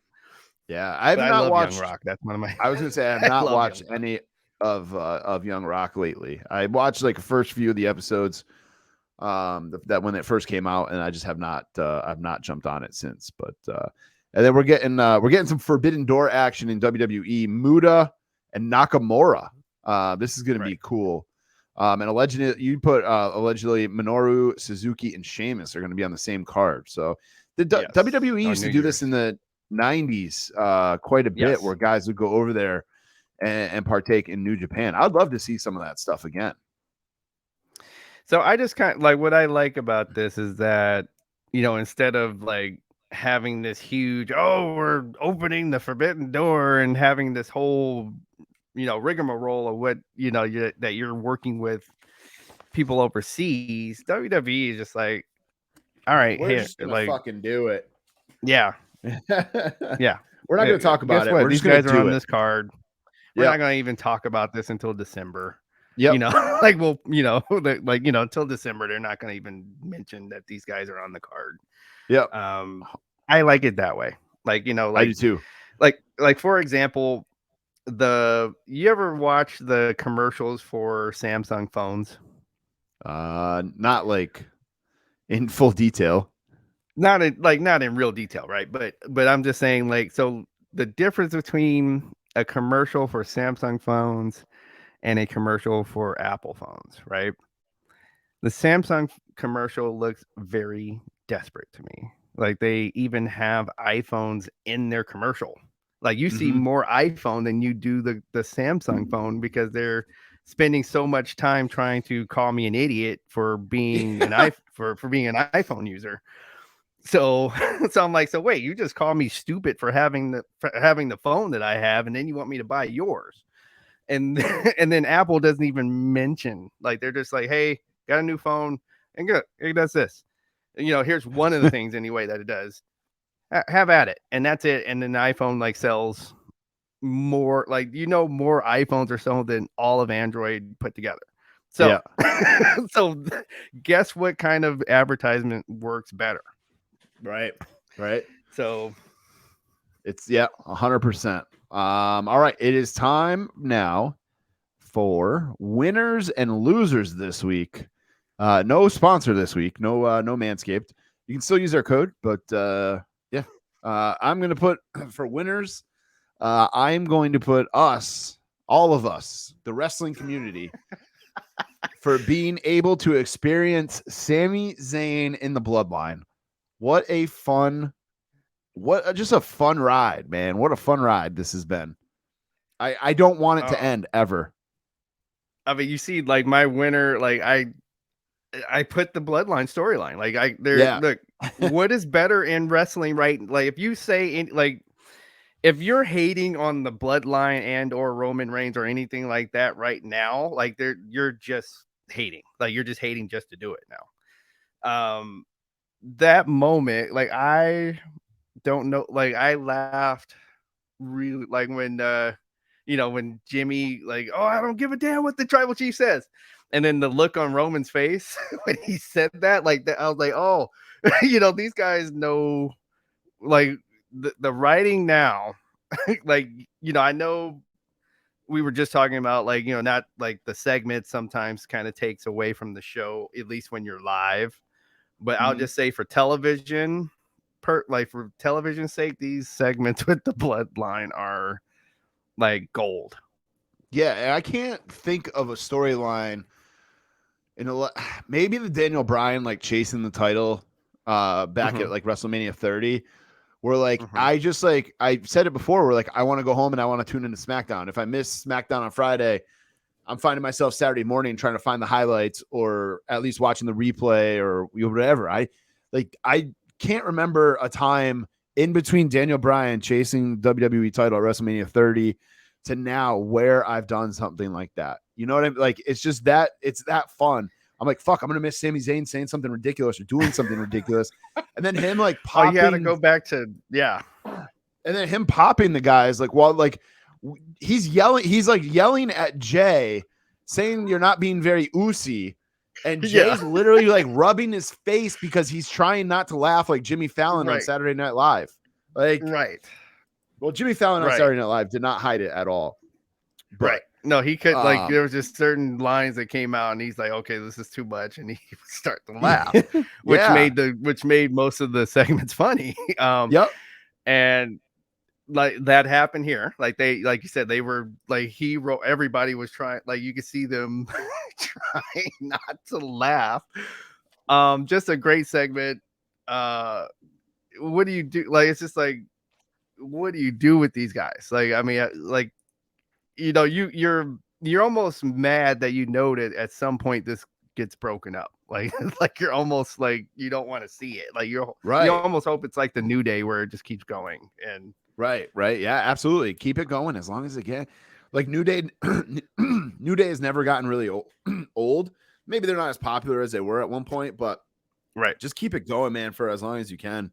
But yeah, you do run that risk of it getting stale. But all right, that was winners and losers, and then we got buy and sell. losers. Oh, we didn't do our losers, you're right. My losers this week is just everybody that has to go to Saudi Arabia and the people going to the show because they are going to be sitting there wondering if a bomb is going to drop on them, right? Yeah. While they're trying to just go enjoy a wrestling show, go enjoy some entertainment. And that's shitty. That is a terrible situation, I think, for everybody involved. So they are my losers. Not like you're a loser, man, but I just feel like they're losing out. They're losing out on a good, which should be a good time. And again, you got radical people that just cannot handle happiness, I guess. Like everybody's going to be too happy. So let me fuck with them. And that's the kind of, these are the kind of things that get to me. Yeah, it's unfortunate. It's unfortunate, man. So on a lighter note, I'm gonna go with my loser, and that was if you're not following this on Instagram and you're a wrestling fan, I don't know what to tell you, but Instagram AEW botches. I saw this one and I immediately put this on my loser, and this is Ty Conti. So go on Instagram, follow AEW botches, go to the Ty Conti move. It's horrible. She did, like, you could tell immediately her opponent was hurt. Like, she's like for real hurt. Just a horrible move and a horrible botch, and it made me immediately put this on losers. It's too bad. She's kind of like, I'm kind of soiled on her. I really enjoyed her for a while there, and then I don't know if it's when she got with Sammy or what. She just got super annoying, I feel like, and like her ring work is not that good. No, she's just got that Brazilian that Brazilian body bop. But that might be the title of this episode: Brazilian body bop. Oh man, I just came up with that off the top of my head. And yeah, that's like Shucky Ducky Quack Quack from Booker. Yeah. Yes. Well, Booker didn't actually, like, that's a comedian. I didn't realize that. I thought Booker came up with that. So there was a comedian named Shucky Ducky who did not curse, but when he would replace the curse word with the word Shucky Ducky. And it's hilarious. Like, if you ever find him on YouTube or whatever, he's hilarious because, like, he tells you that right up front, and then as he goes through his routine and you hear Shucky, like when he says Shucky Ducky, you're gonna laugh. But anyway, all right. Yeah. So just like she, like, another one that needs to work, like, needs some ring work. Yep. And yeah, like, I guess their relationship, like, they probably just threw it in our face a little bit too much. Like, we're cool with wrestlers being together. Like, you know, we know Seth and Becky and Becky are together, and it's not annoying, right? So, or even Carmella and Graves. Shout out to Carmella, by the way, who unfortunately lost a baby. That's too bad. I always feel terrible when something like that happens. And nobody deserves that. Yeah, there's a whole list. Naomi and one of the Usos. Like, there's a whole list of people in WWE that are together, and they don't shove it down your throat. Right. And I think that's what happened here. Like, they pretty much extinguished their heat with, like, just way too much. And then, like, they tried to, go with it and be heels about it. But it's just like, then you can't go out there and, Sammy included, like, you can't go out there and do these huge botches, like, after. If you're gonna turn heel, like, that's when you really got to turn it on. Like, now you really gotta walk the walk. Yeah, and even though they're cool. Like, again, I met them. They're cool people. We had a great time at the meet and greet, signing and photos. But man, we need you in the ring to to give it to us. Yep. Last segment here for In the Ring. Let's talk some buy, sell rumors around the world of wrestling. Are you buying or selling CM Punk coming back to WWE?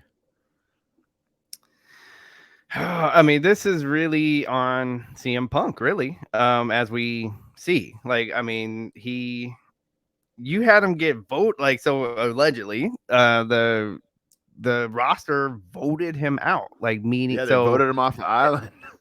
Yeah, if a roster of wrestlers vote you out, and remember, this is AEW. This is they're letting the wrestlers kind of run this, right? So this is not like coming from the top. This is like wrestlers in the locker room, like, yeah, I don't like this guy. So when you go to WWE, a little bit more structure.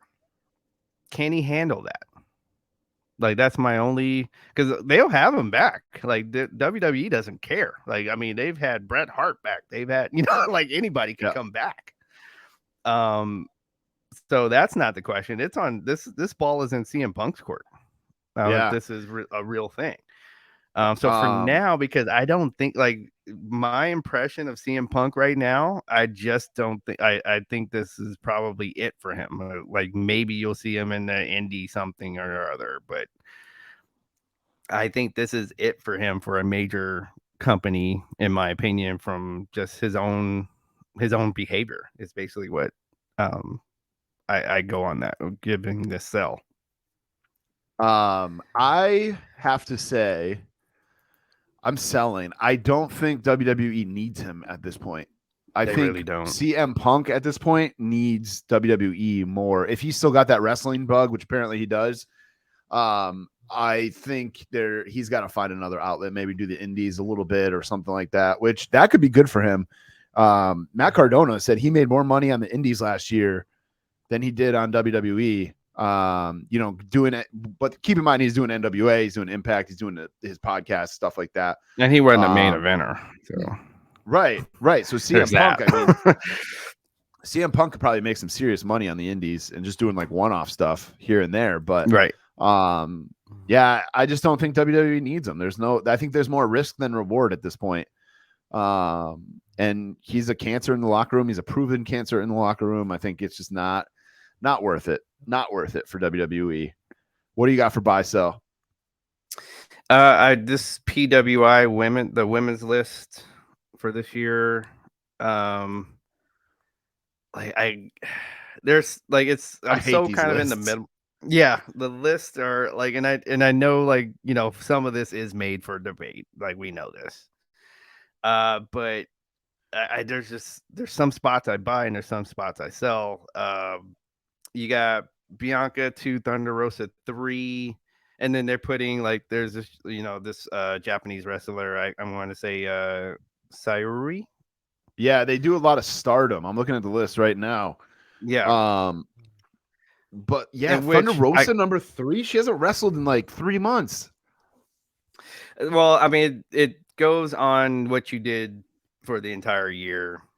Won the title, kept it until she got hurt. Okay, so I'm actually looking at, I'm looking at it right now. Evaluation period is 10-1-21 to 9-15-22. In-ring achievement, influence on the sport, technical ability, quality of competition, and activity. Minimum 10 matches or 6 months with at least one match in each during each evaluation period to qualify for ranking. So I still don't think Thunder Rosa should be in the top 10. I think Bianca Belair should be number 1. She had a great fucking year. Taya Valkyrie is number 10. I don't think so. I sell that one. Yeah. I've seen enough of her matches, like, because I do watch, like, when I can, like, when I catch it, I catch AAA, like the Mexican, and she's not that good. Like, she's just not that good. So I'm just saying, like, she's cool. Like, she can do some, like, she can do some of the luchador moves, but she's not that good. Yeah, Liv Morgan 17.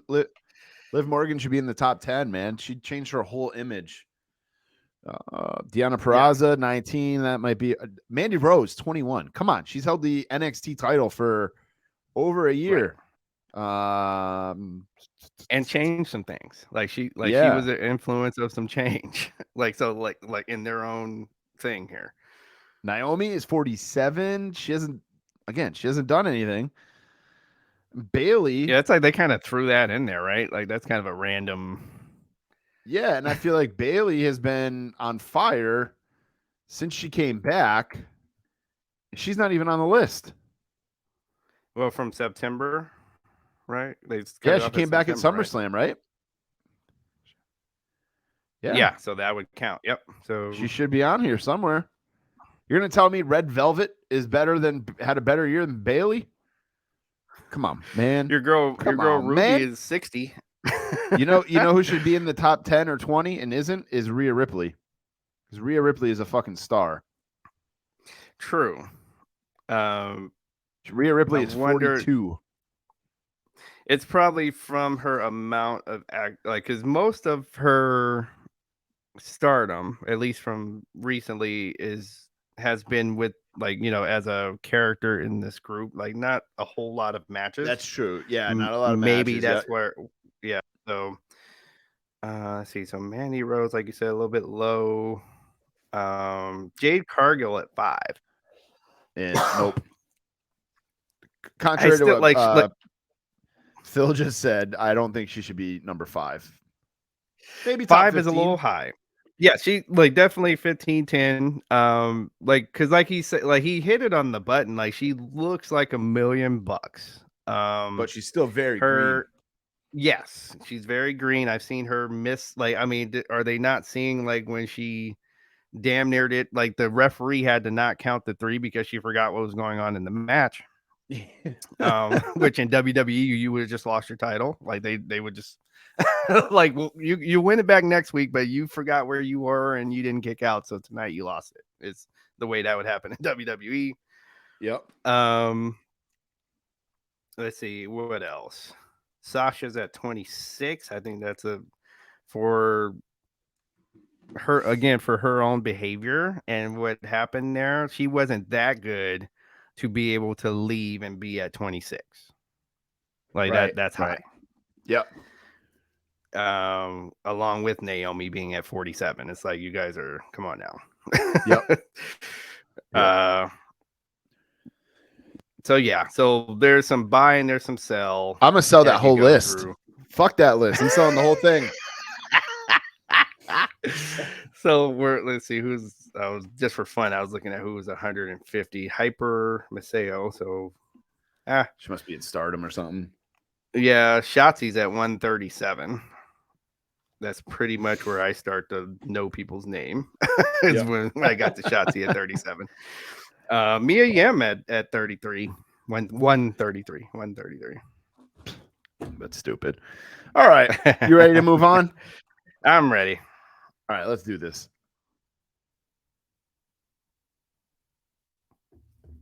Walk That Toy Aisle is brought to you by Wrestling Collector Shop. Our friends over at Wrestling Collector Shop. They've got some new stuff up for pre-orders. Let's see here. Where's my email from them? Here we go. Elite 98 is in stock. Elite 99 pre-orders. And then they also have some pre-orders up for Ultimate, the new Ultimate series, but nobody knows who's in it yet. There's rumors. This is not from Wrestling Collector Shop. This is just what I've read on the internet. There's rumors that it's Razor Ramon and AJ Styles. This was the line that Jeff Jarrett was supposed to be in and got dropped. So, but with that being said, don't forget to use the code RUN10 over at Wrestling Collector Shop for all your action figure needs. Save 10%. Or if you spend $50, you can use the code RUNIN and get free shipping over at WrestlingCollectorShop.com. And they are providing our Chainsaw Charlie Elite giveaway for this week's show. Walk That Toy Aisle. We are. Uh-oh. Sorry, Siri. We are moving Walk That Toy Aisle. We're going to dissolve Walk That Toy Aisle because we have Nick and Phil doing the Fig Cave podcast. They're going to go way more into detail with wrestling figures and stuff like that. So we are still going to talk some figures here and there, but we are going to move it to Falls Count Anywhere, and we're just going to see how the week goes. There's some stuff to talk about this week. So we are going to get rid of Walk That Toy Aisle to try to shorten up the show, with the exception of this week's show, because we had Phil on to talk about AEW, so it went a little bit longer than we were planning on. But yeah. So we're making some changes here as we continue on. Wrestling Collector Shop will continue to be a sponsor. We're going to slip them in somewhere else. But yeah, so Falls, it's going to be in the ring and Falls Count Anywhere going forward. They'll be the new winners and losers. Yeah, probably. Yep. That's exactly what I was thinking, man. So with that being said, it's time for Falls Count Anywhere.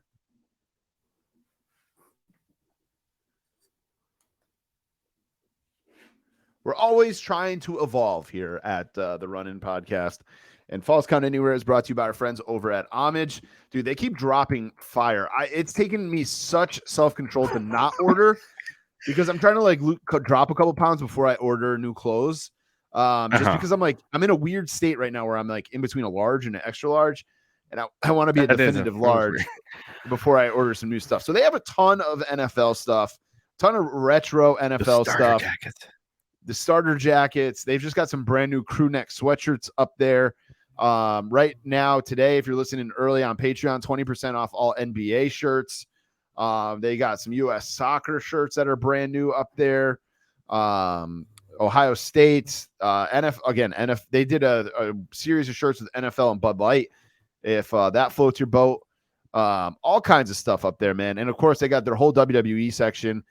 There is a brand new Razor Ramon WWE shirt up there as well. And as mentioned earlier in the show, they are going to give us a Survivor Series logo shirt, the old school logo, and a shirt of your choice to the winner of our Patreon giveaway. All you got to do is sign up, patreon.com/runinpod. So shout out to them. And you guys can save 15% over at Homage by using the code RUNINPOD at checkout. So as mentioned here, man, we got a few things to talk about here. We are going to talk football. Patriots, tale of two Wahabs this past Sunday, where they looked like shit in the first half, and then the second half defense took over. But what a crazy trade deadline, man, for the NFL. The NHL to me usually has the craziest trade deadline, followed by MLB. And now, the NFL this past week, man, it was just crazy. It was like one thing after another, after another, after another. Yes. No, I love when that happens. I love midseason NFL trades because, like you said, baseball and NHL, you have a lot of games. Like, at least there's still a lot of games for this person to warm up and, be into the team. But like with NFL trades during the season, there's only 17 games. So everything is pretty like the 49ers getting CMC is freaking monumental because, man, right here in the middle of the season, they got this really this big offensive weapon that even, I don't even have Christian McCaffrey on my fantasy football team for the Fig Cave, but it ended up, but I do have Jimmy G. So all of a sudden I'm winning games. Yep. Yeah, it's absolutely insane the way things are going in the NFL this week. So the Falcons traded Calvin Ridley, which I forgot about Calvin Ridley. I remember saying in our group chat, I'm like, dude has been non-existent this year, or not this year, but wide receivers recently. And I'm like, and then I Googled him and I'm like, oh shit, I forgot he was suspended for the full year. But the Bills get Naheem Hines. They got let's see, I'm just going for the big names here. Jacksonville, Calvin Ridley. Oh, Bradley Chubb going to Miami. That's big.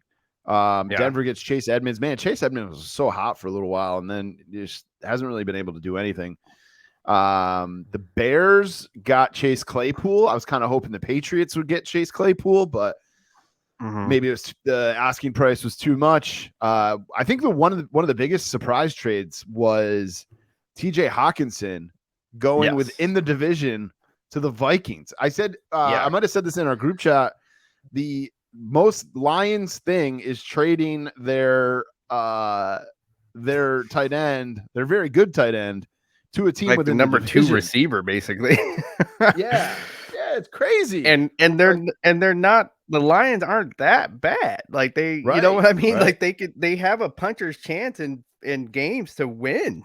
Yep. To give up a big weapon like that is, it's a head scratcher to me. Yeah, crazy.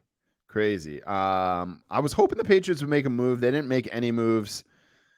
Oh, actually, the Patriots traded Justin Herron which offensive lineman to the Raiders. I didn't even realize. Oh, that was back on September 21st. I was about to say, I think that was a little bit, yeah. Did the Eagles didn't the Eagles do something? Eagles got Robert Quinn, defensive end, but that was really right. it. That's right. But they that's beefed all, up like, their defense a little bit. Oh, that's that's gonna beef up the defense. They didn't really need a whole lot more. Yep. Just crazy. I'm like I said, man, I enjoy the whole process, man. The whole process. I love trades. Chicago traded their whole defense basically. Yep. And then got Chase Claypool. It's weird. They're like, we're gonna sell off all these guys, but we'll take this guy. So Chase Claypool is another one, man. He was so hot for a little while, and then he's a number 2. Well, he's a number 2, and so without somebody on the other side, he's not a number 1 receiver. He's just right. Everybody can't be a number 1 receiver, and so everyone thinks they're a number 1 receiver, though. Yeah, everybody.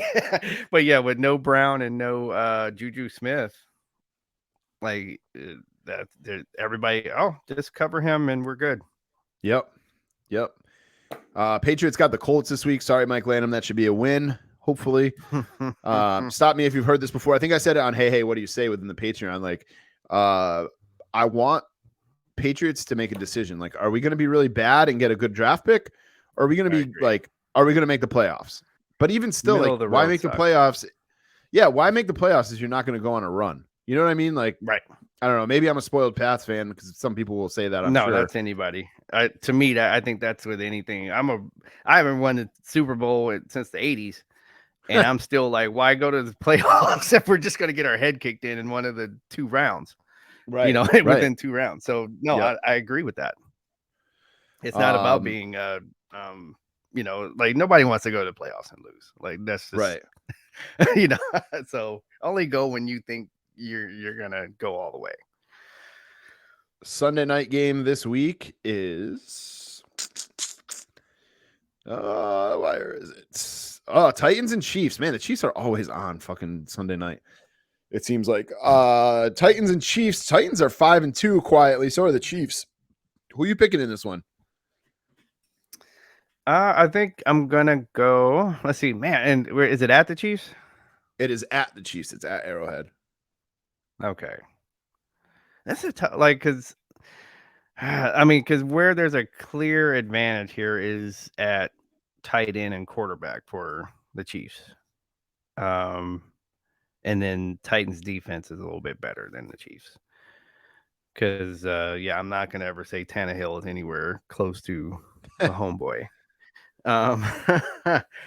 So yeah, I think the Chiefs just kind of outscore them. I don't. It's probably not going to be a huge defensive game. Like, so, you know, it'll probably be like, you know, 35-28, something like that. Yep. With the Chiefs.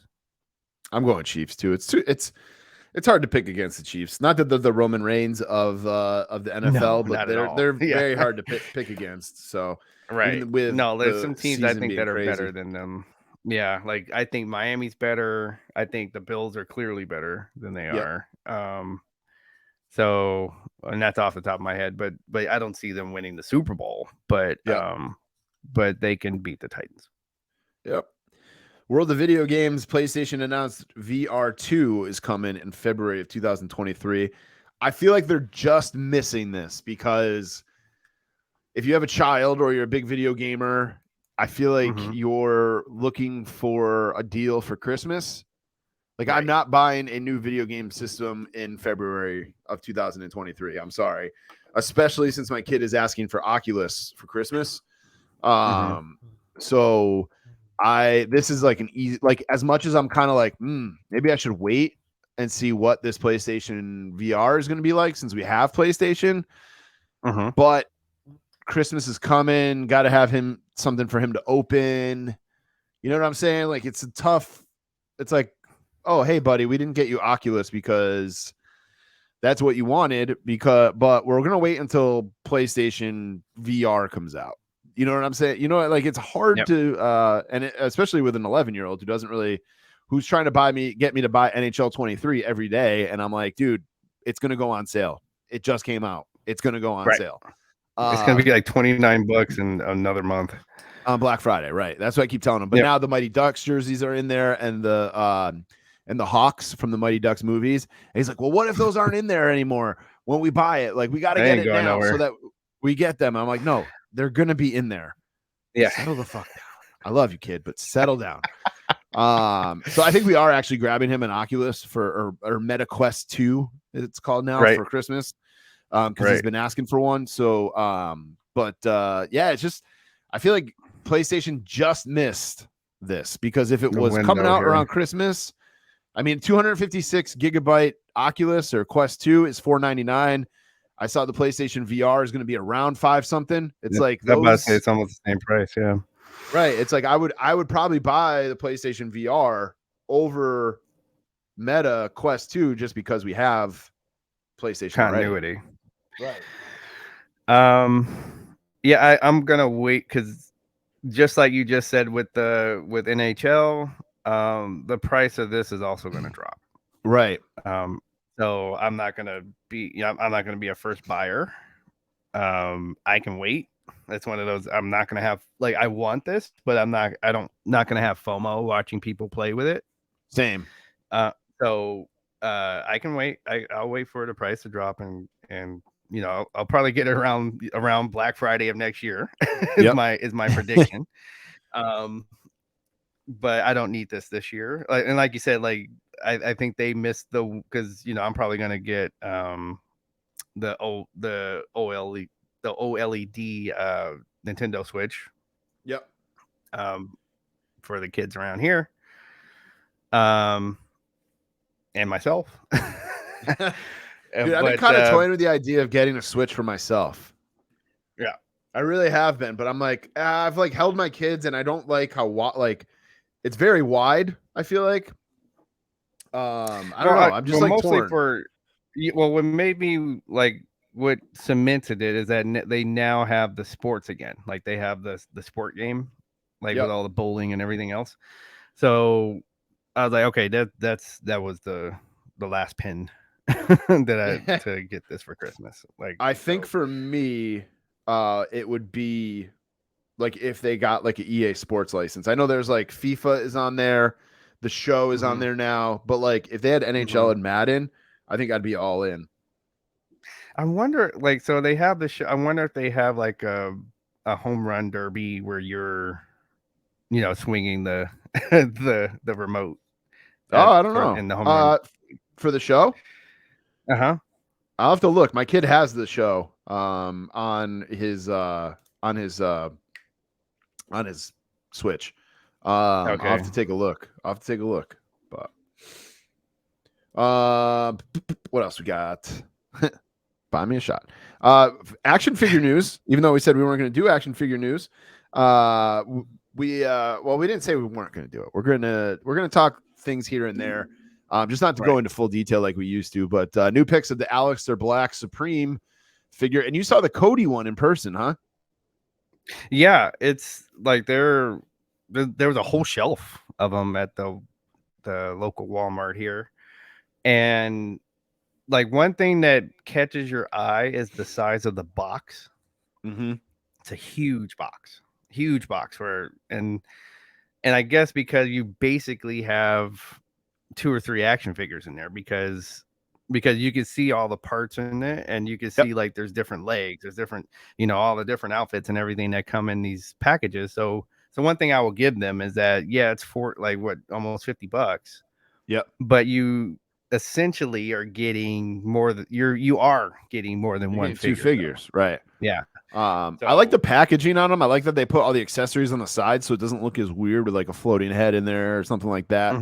But we did see pictures on ringside of Malachi Black and the Kenny Omega Supremes. So those should be, well, I was going to say those should be hitting stores soon, but Cody isn't even here yet. Cody is just now starting to show up in stores. So who knows when we will get those. I think you can pre-order them on Ringside. Yep. Pre-orders are shipping out now of the Malachi and Kenny Omega. Look at that. Use the code to call up if you're going to buy something from Ringside Collectibles. Also want to give a shout out here, Forbidden Figurines. She is the woman who makes the incredibly detailed action figure belts. She announced on her Instagram, which is a shame, that she is quitting. She is throwing in the towel here. It sucks because her product is amazing, but I think so. She made some belts for the Wrestling Collector or the Major Wrestling Figure podcast a while back, and that seems like when everything started going downhill, where she was getting behind on orders and stuff like that. And I actually was part of her monthly subscription program, so I got a bunch of her belts. But she posted on Instagram, after long contemplation, I've decided that my estranged child, Forbidden Figurines, will be stopping operation. Not capable of providing good communication with customers because I simply don't have time for it. As I am completely dedicated to the belt making process, it's hard for me to manage shipping issues because I haven't been involved in the shipping process for quite a while now. It became apparent that the business model of FF in its current form is dysfunctional. My good intention to provide variety and quality turned into a disaster. Can't deal with the overcritical comments, messages, and emails. I will fulfill all existing orders to the end of November. There are not many left, honestly. And as of tomorrow, I will no longer produce belts that were available on the website. Until the end of November, I'll try to be my best to be present on social media and report on the progress. Thank you to everyone for the support. But I guess everything has to come to an end at some point. I can't apologize enough for the existing situation. So it sucks, man, because she really did do a great job. She went through some, like I said, I was in her monthly subscription program. So I was part of her Discord, and she went through some personal stuff. She got hit with COVID pretty bad. The Major Brother belt thing, I think, set her behind. And then all this other stuff on top of it just kind of piled up. So she's super far behind right now. I still have orders that haven't been shipped yet. But they're worth it. And it's like, I understand, like, you want to pay for something and get it immediately, but it's like, she hasn't stolen anybody's money. She's not sitting there on a pile of money and not giving products. It's taking a little bit longer than you expected, maybe a lot longer than expected, but it still doesn't mean you should be a bully online about it. That sucks. No. There is another guy who started making them, and I cannot think of his name at this point, but his are pretty good, I hear, as well, from our buddy Charles Andrew or Carlos. I'll get his name for next week's show. But it's too bad because her belts, I have a couple of them on the figures I have left. I have the Winged Eagle on a Macho Man, on a Bret Hart, on a Hogan, and then I have a blue Winged Eagle on an Ultimate Warrior, a Broken Skull on my Austin Ultimate, and then I'm waiting for, she did dual-plated tag team titles, and I'm waiting for those to ship for Legion of Doom. So, and then our friend Dougie Nunya, he showed off the Sergeant Slaughter G.I. Joe classified picks. Very tempted by this figure, man. It's $35 on Entertainment Earth and then $4 shipping. What's really deterring me, though, and Phil and Nick talked about this on the Fig Cave podcast, and I didn't think it was going to be a big deal. Even as a loose collector, though, the box, it's got no window now. It's just a cardboard box, and the figure's inside it. He showed off some of the packaging on the inside, and it's just like, I almost feel like I'm getting a used figure in a box, which is a weird thing to say because obviously the box is brand new. Right. And I've seen like the Black Panther, Marvel Legends that are in these boxes with no windows. It's just very weird to me that there's no window on the box. And that's really, really, like, if there was a window, if it was like a normal G.I. Joe classified figure box, I probably would have pulled the trigger on this already and put it like on some miscellaneous shelf or something, just because I do fucking love G.I. Joe and I love Sergeant Slaughter. So, well, it kind of reminded me of, because I have the Wolverine with the Gene picture. Yeah, I have that too. Actually, I never opened it though. And and how that's no window, like it's a box, Yeah, and that's supposed to look like a VHS.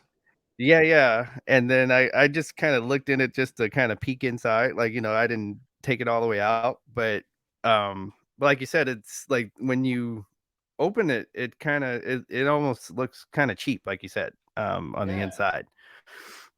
Which kind of takes away from the experience.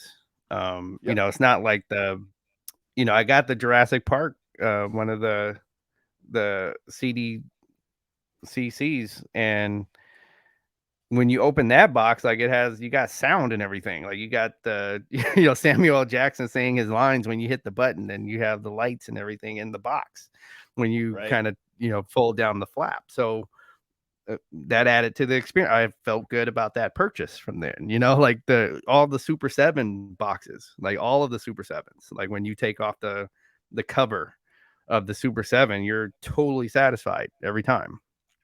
So that can be kind of a downer. Yeah, and if that's the future, if that's the way it's going, I don't know if I love that, to be honest with you. Maybe I got out at the right time. So the box does look cool. The box would be cool to get signed, but it's like you're just having Sergeant Slaughter get signed this piece of cardboard. Like, like I have the Ultimate signed, and it's like it's badass because it's it's the figures behind it. So interesting. Phil and Nick from the Fig Cave podcast do a whole episode about the Kane figure that's coming with that ringside exclusive ring, and whether or not this is the future of collecting. I really hope not. But man, back to video games here for a second, DJ. You got Gotham Knights? Yes, I got and on Patreon you can see the video. I got the collector's I have to edition. edit that video. Yeah, no worries. It's coming next week. Yeah, no worries. It's coming. You can see the guys, the knights over my shoulder here. That comes with the collector's edition. So I was very satisfied with that, by the way. Like that thing that comes, like, as you'll see in the video, it's very worth it. Like it's they're already, it's like a kind of a statuesque kind of a thing. There's no, you can't really do any poses, but you don't need to. Like they did the poses are just right. They're real size. Like those are, those are real size figures. Like you can probably see them if you're watching the video. Those aren't the little, like, it's not a little 3-inch figures. Like they're a good 6-7 inches. So cool. And very satisfying. Cool. And you'll see all the other stuff in the box when you see the video. The game itself. So there's been a couple IGN, like for those of you that are IGN fans, I think they've taken a turn from what I noticed. Because now I noticed, like, because two things happen on this like while we were off, that from IGN reviews, that I'm like, wait, that IGN review was way off, like way off. So one of the reviews and then I'll talk about the other one when we go to what you're watching. So for Gotham Knights, they gave Gotham Knights like a mediocre score. They say, oh, this game's mediocre. And the guy was giving all these reasons. I was like, okay, I'm still going to play it. Like, let me just see. And he's way off, like way off. Like, so the combat is like, so it's not like it feels like a cousin. I'll just say a cousin of the Arkham series. Like, yeah, there's a lot of the same things. Some things are different. I kind of expected that. Like, this is a totally different game. Like, I want it to be a totally different, separate game. That could, like, I'm not giving any spoilers here. If you've seen the trailer, Batman dies, and you have and then you have the other knights take over. So that's what I wanted, something where it's like, okay, Batman is not here. Let them have their own game. And so that's why I'm okay with it being almost completely different. You can, again, it has some feel of the Arkham series because it's still Rocksteady Studios, but it's not completely the same. This guy graded it down for that. I feel like the guy doesn't know how to play RPGs, because he said, oh, the ability thing was like, it was confusing. I was like, yeah, if this is confusing to you, either you don't know how to read or you never played an RPG, one of the two. So it's not hard. It's not hard to figure out. So if you read his review and you play this game, they're totally off. They're totally off. Like this is not a mediocre game. It's a good. I would give it an 8. I'm having fun. I go on Twitch sometimes when I'm playing, when I'm doing something that's not, when I'm out just beating up people. I usually go on Twitch. Yep. All right. So yeah, that is my review of Gotham Knight. Like it. And it's kind of like it's one of those games that somebody can, if you have it at certain settings, somebody can jump in. Like somebody can jump in as one of the other characters and help you out. That's pretty cool. That's like old school arcade style. Yeah. While you're in this sandbox, like it's still a sandbox kind of a thing where you go to whatever case or whatever whatever part of the story you want to go to in Gotham City. And the other thing I like is that, like, so at the end of every night, like, so when you go back to the Belfry, whatever case you didn't solve is gone. Like, you got to solve everything, solve all the cases before you go back, because it won't be there at the next night. Okay, so try to solve everything that, like, when you're out before you go back. That's my tip. Like, don't just go back to the Belfry. Make sure everything's done for that night before you go back, or it's gone. And then you miss some major clues or whatever. All right. I might check it out. We'll see. I've been looking for a new game to play, so I'll have to check it out for sure. Time for weekly purchases. You got anything besides Gotham Knights? I did. So I went to Mexico. Oh, right. And I was on a mask hunt. I wanted a mascara. Mm-hmm. So first I'll show you so there's a couple of, like, kind of artsy masks that I got. This is where Patreon pays off, because you can actually see the mask. So I got two. So Deadpool and Black Panther. Black Panther. All right. These are made. These are hard. These are very cool. So the guy told me that they're fiberglass. Huh. But for you on Patreon and watching the video, you can see the detail. You can see the paint work. Yeah, it's like it's no Black Panther one is badass. Yeah. All right. And then just seeing how, like, this Deadpool one, like how shiny it is, and how like this is like that's a lot of work going into that. So I'm gonna have these on the. I figured those are gonna look good on the wall. And then I found a authentic mascara while I was in Mexico. Nice. This is El Solitario. Let's see. Let me make sure I'm saying that right.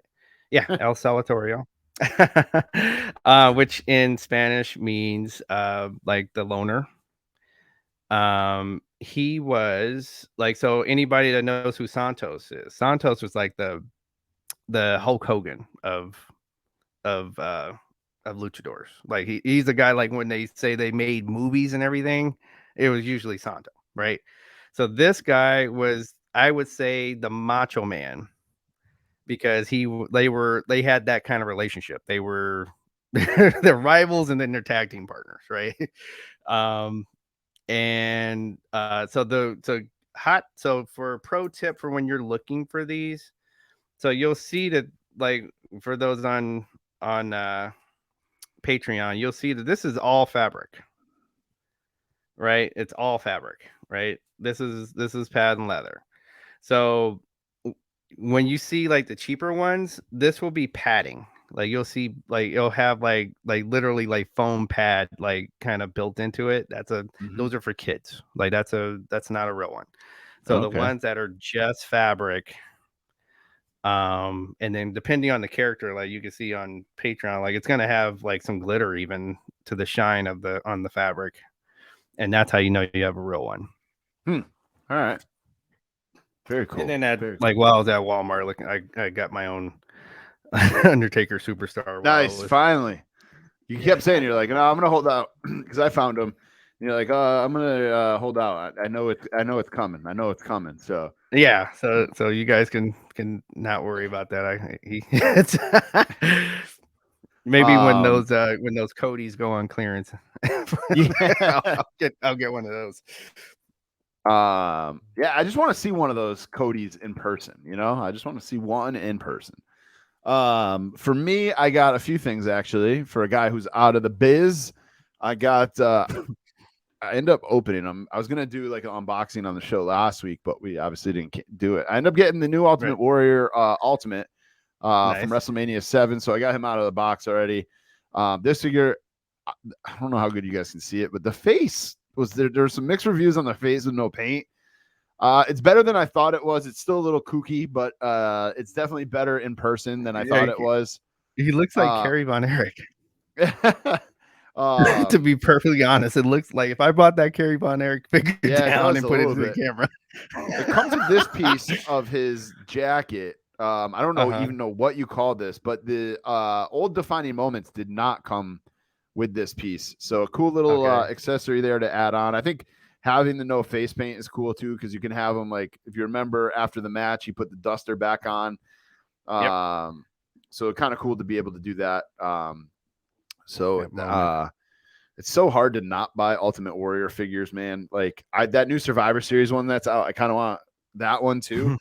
And then I got a pop. I got one of my favorite bands of all time, besides Pearl Jam, Oasis. I got Noel Gallagher as a pop. His brother Liam, that he cannot stand, should be here at some point. But I ordered both of them because I'm a huge Oasis fan. And then last but not least, from Wrestling Collector Shop, I decided to I'm going to upgrade one of my figures, one of my Shawn Michaels figures. I have the Shawn Michaels WrestleMania figure where he's got the white tights with the gold hearts from when he won the Iron Man match. But I said, you know what? The Ultimate Edition from the Montreal Screwjob, just because it's an Ultimate Edition, I'm like, I got to have that one.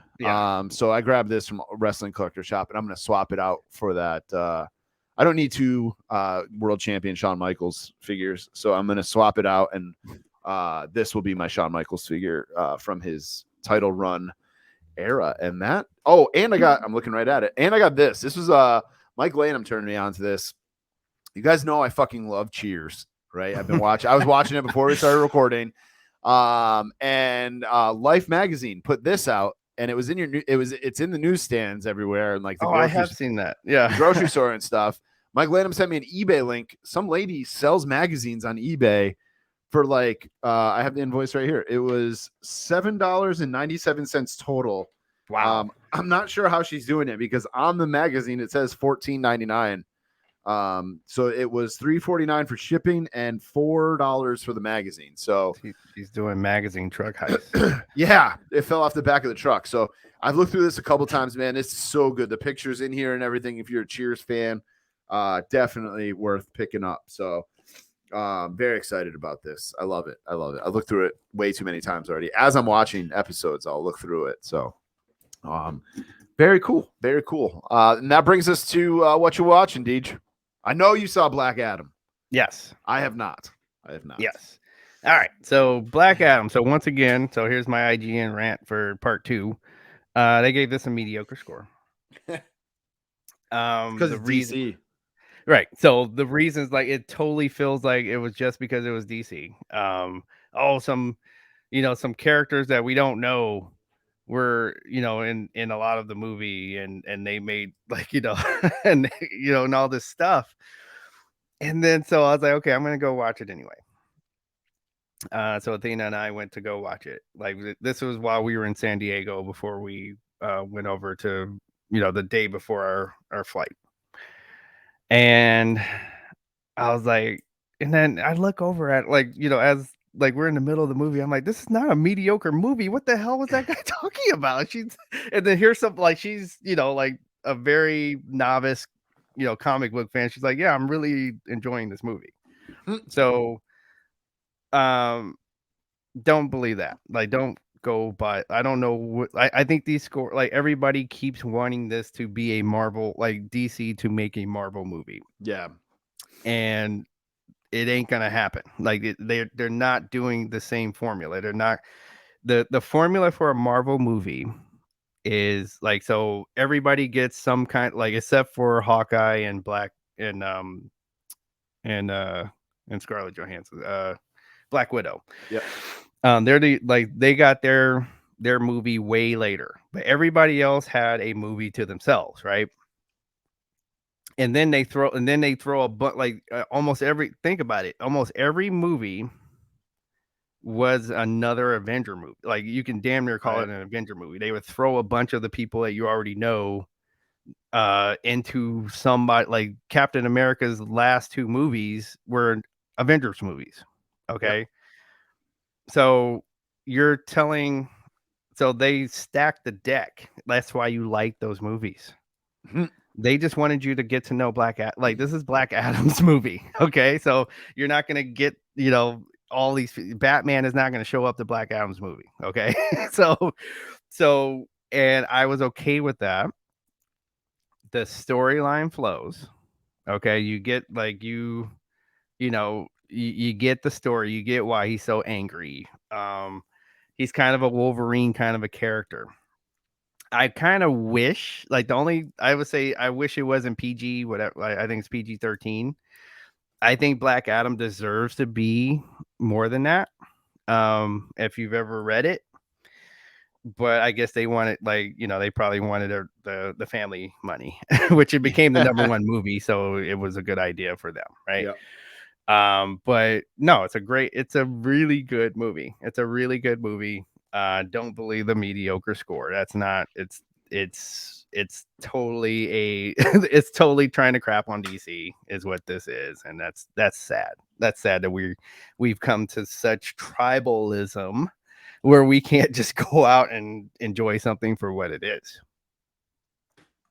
Oh, and stay for the end credits. Yeah, okay. All right. I watched Scream with the wife, the original Scream, like, because Halloween week we were like, let's watch something scary and see what happens. And then really just been watching the Bruins, man. They're on a tear, 8-1 to start the season here. They were down to Pittsburgh the other night. I want to say it was 5-2 at one point, and they came back and won 6-5 in overtime. Damn. So they're on a roll lately. It's been fun to watch. So I think the Kings are 500. I think. I'm not even sure, to be honest with you, but yeah, Bruins are on a tear tonight. They got the New York lately. They got the New York Rangers tonight, so we'll see how that goes. But yeah, it's really, Lakers won a couple games. Yeah. Oh my God. And then the whole Celtics thing with the Nets and Ime Udoka and all this stuff, man. Maybe we'll touch on that next week. So yes, we need to. we got to talk next week on that one. All right. Don't forget to follow us on YouTube. Twitter is at The Run-In Podcast. DJ is at FigNight27. Instagram is at The Run-In Pod. Instagram is at FigNight27. On Twitch, you can find DJ at FigNight27. And you can find us at The Run-In Podcast on Twitch. And also YouTube.com/The Run-In Podcast. A couple shout outs here. Don't forget to check out the Fig Cave podcast with Phil Gentile and Nick Thompson. Conversations with Kenny, the call up. Make sure you check that out. Gorilla Brain Podcast, the Pro Wrestling Podcast, Wrestling Collector Shop, Homage, J&J Toys on Whatnot, Barrios Toys, and the Pro Wrestling Podcast. DJ, got anything else to throw in there? I think you hit everything. So yeah, so like definitely if you want to, if you see me on there, I'll definitely be playing Gotham Knights. So if you want to get some, get some quick, you want to kind of take a peek at it before you play it, or if you're thinking about it, come on in, I'll show you. All right, guys, thanks for listening. Don't forget to jump on that Patreon, get yourself entered in our homage giveaway, and tell your friends about our podcast, please. Thanks for listening. Have a great weekend.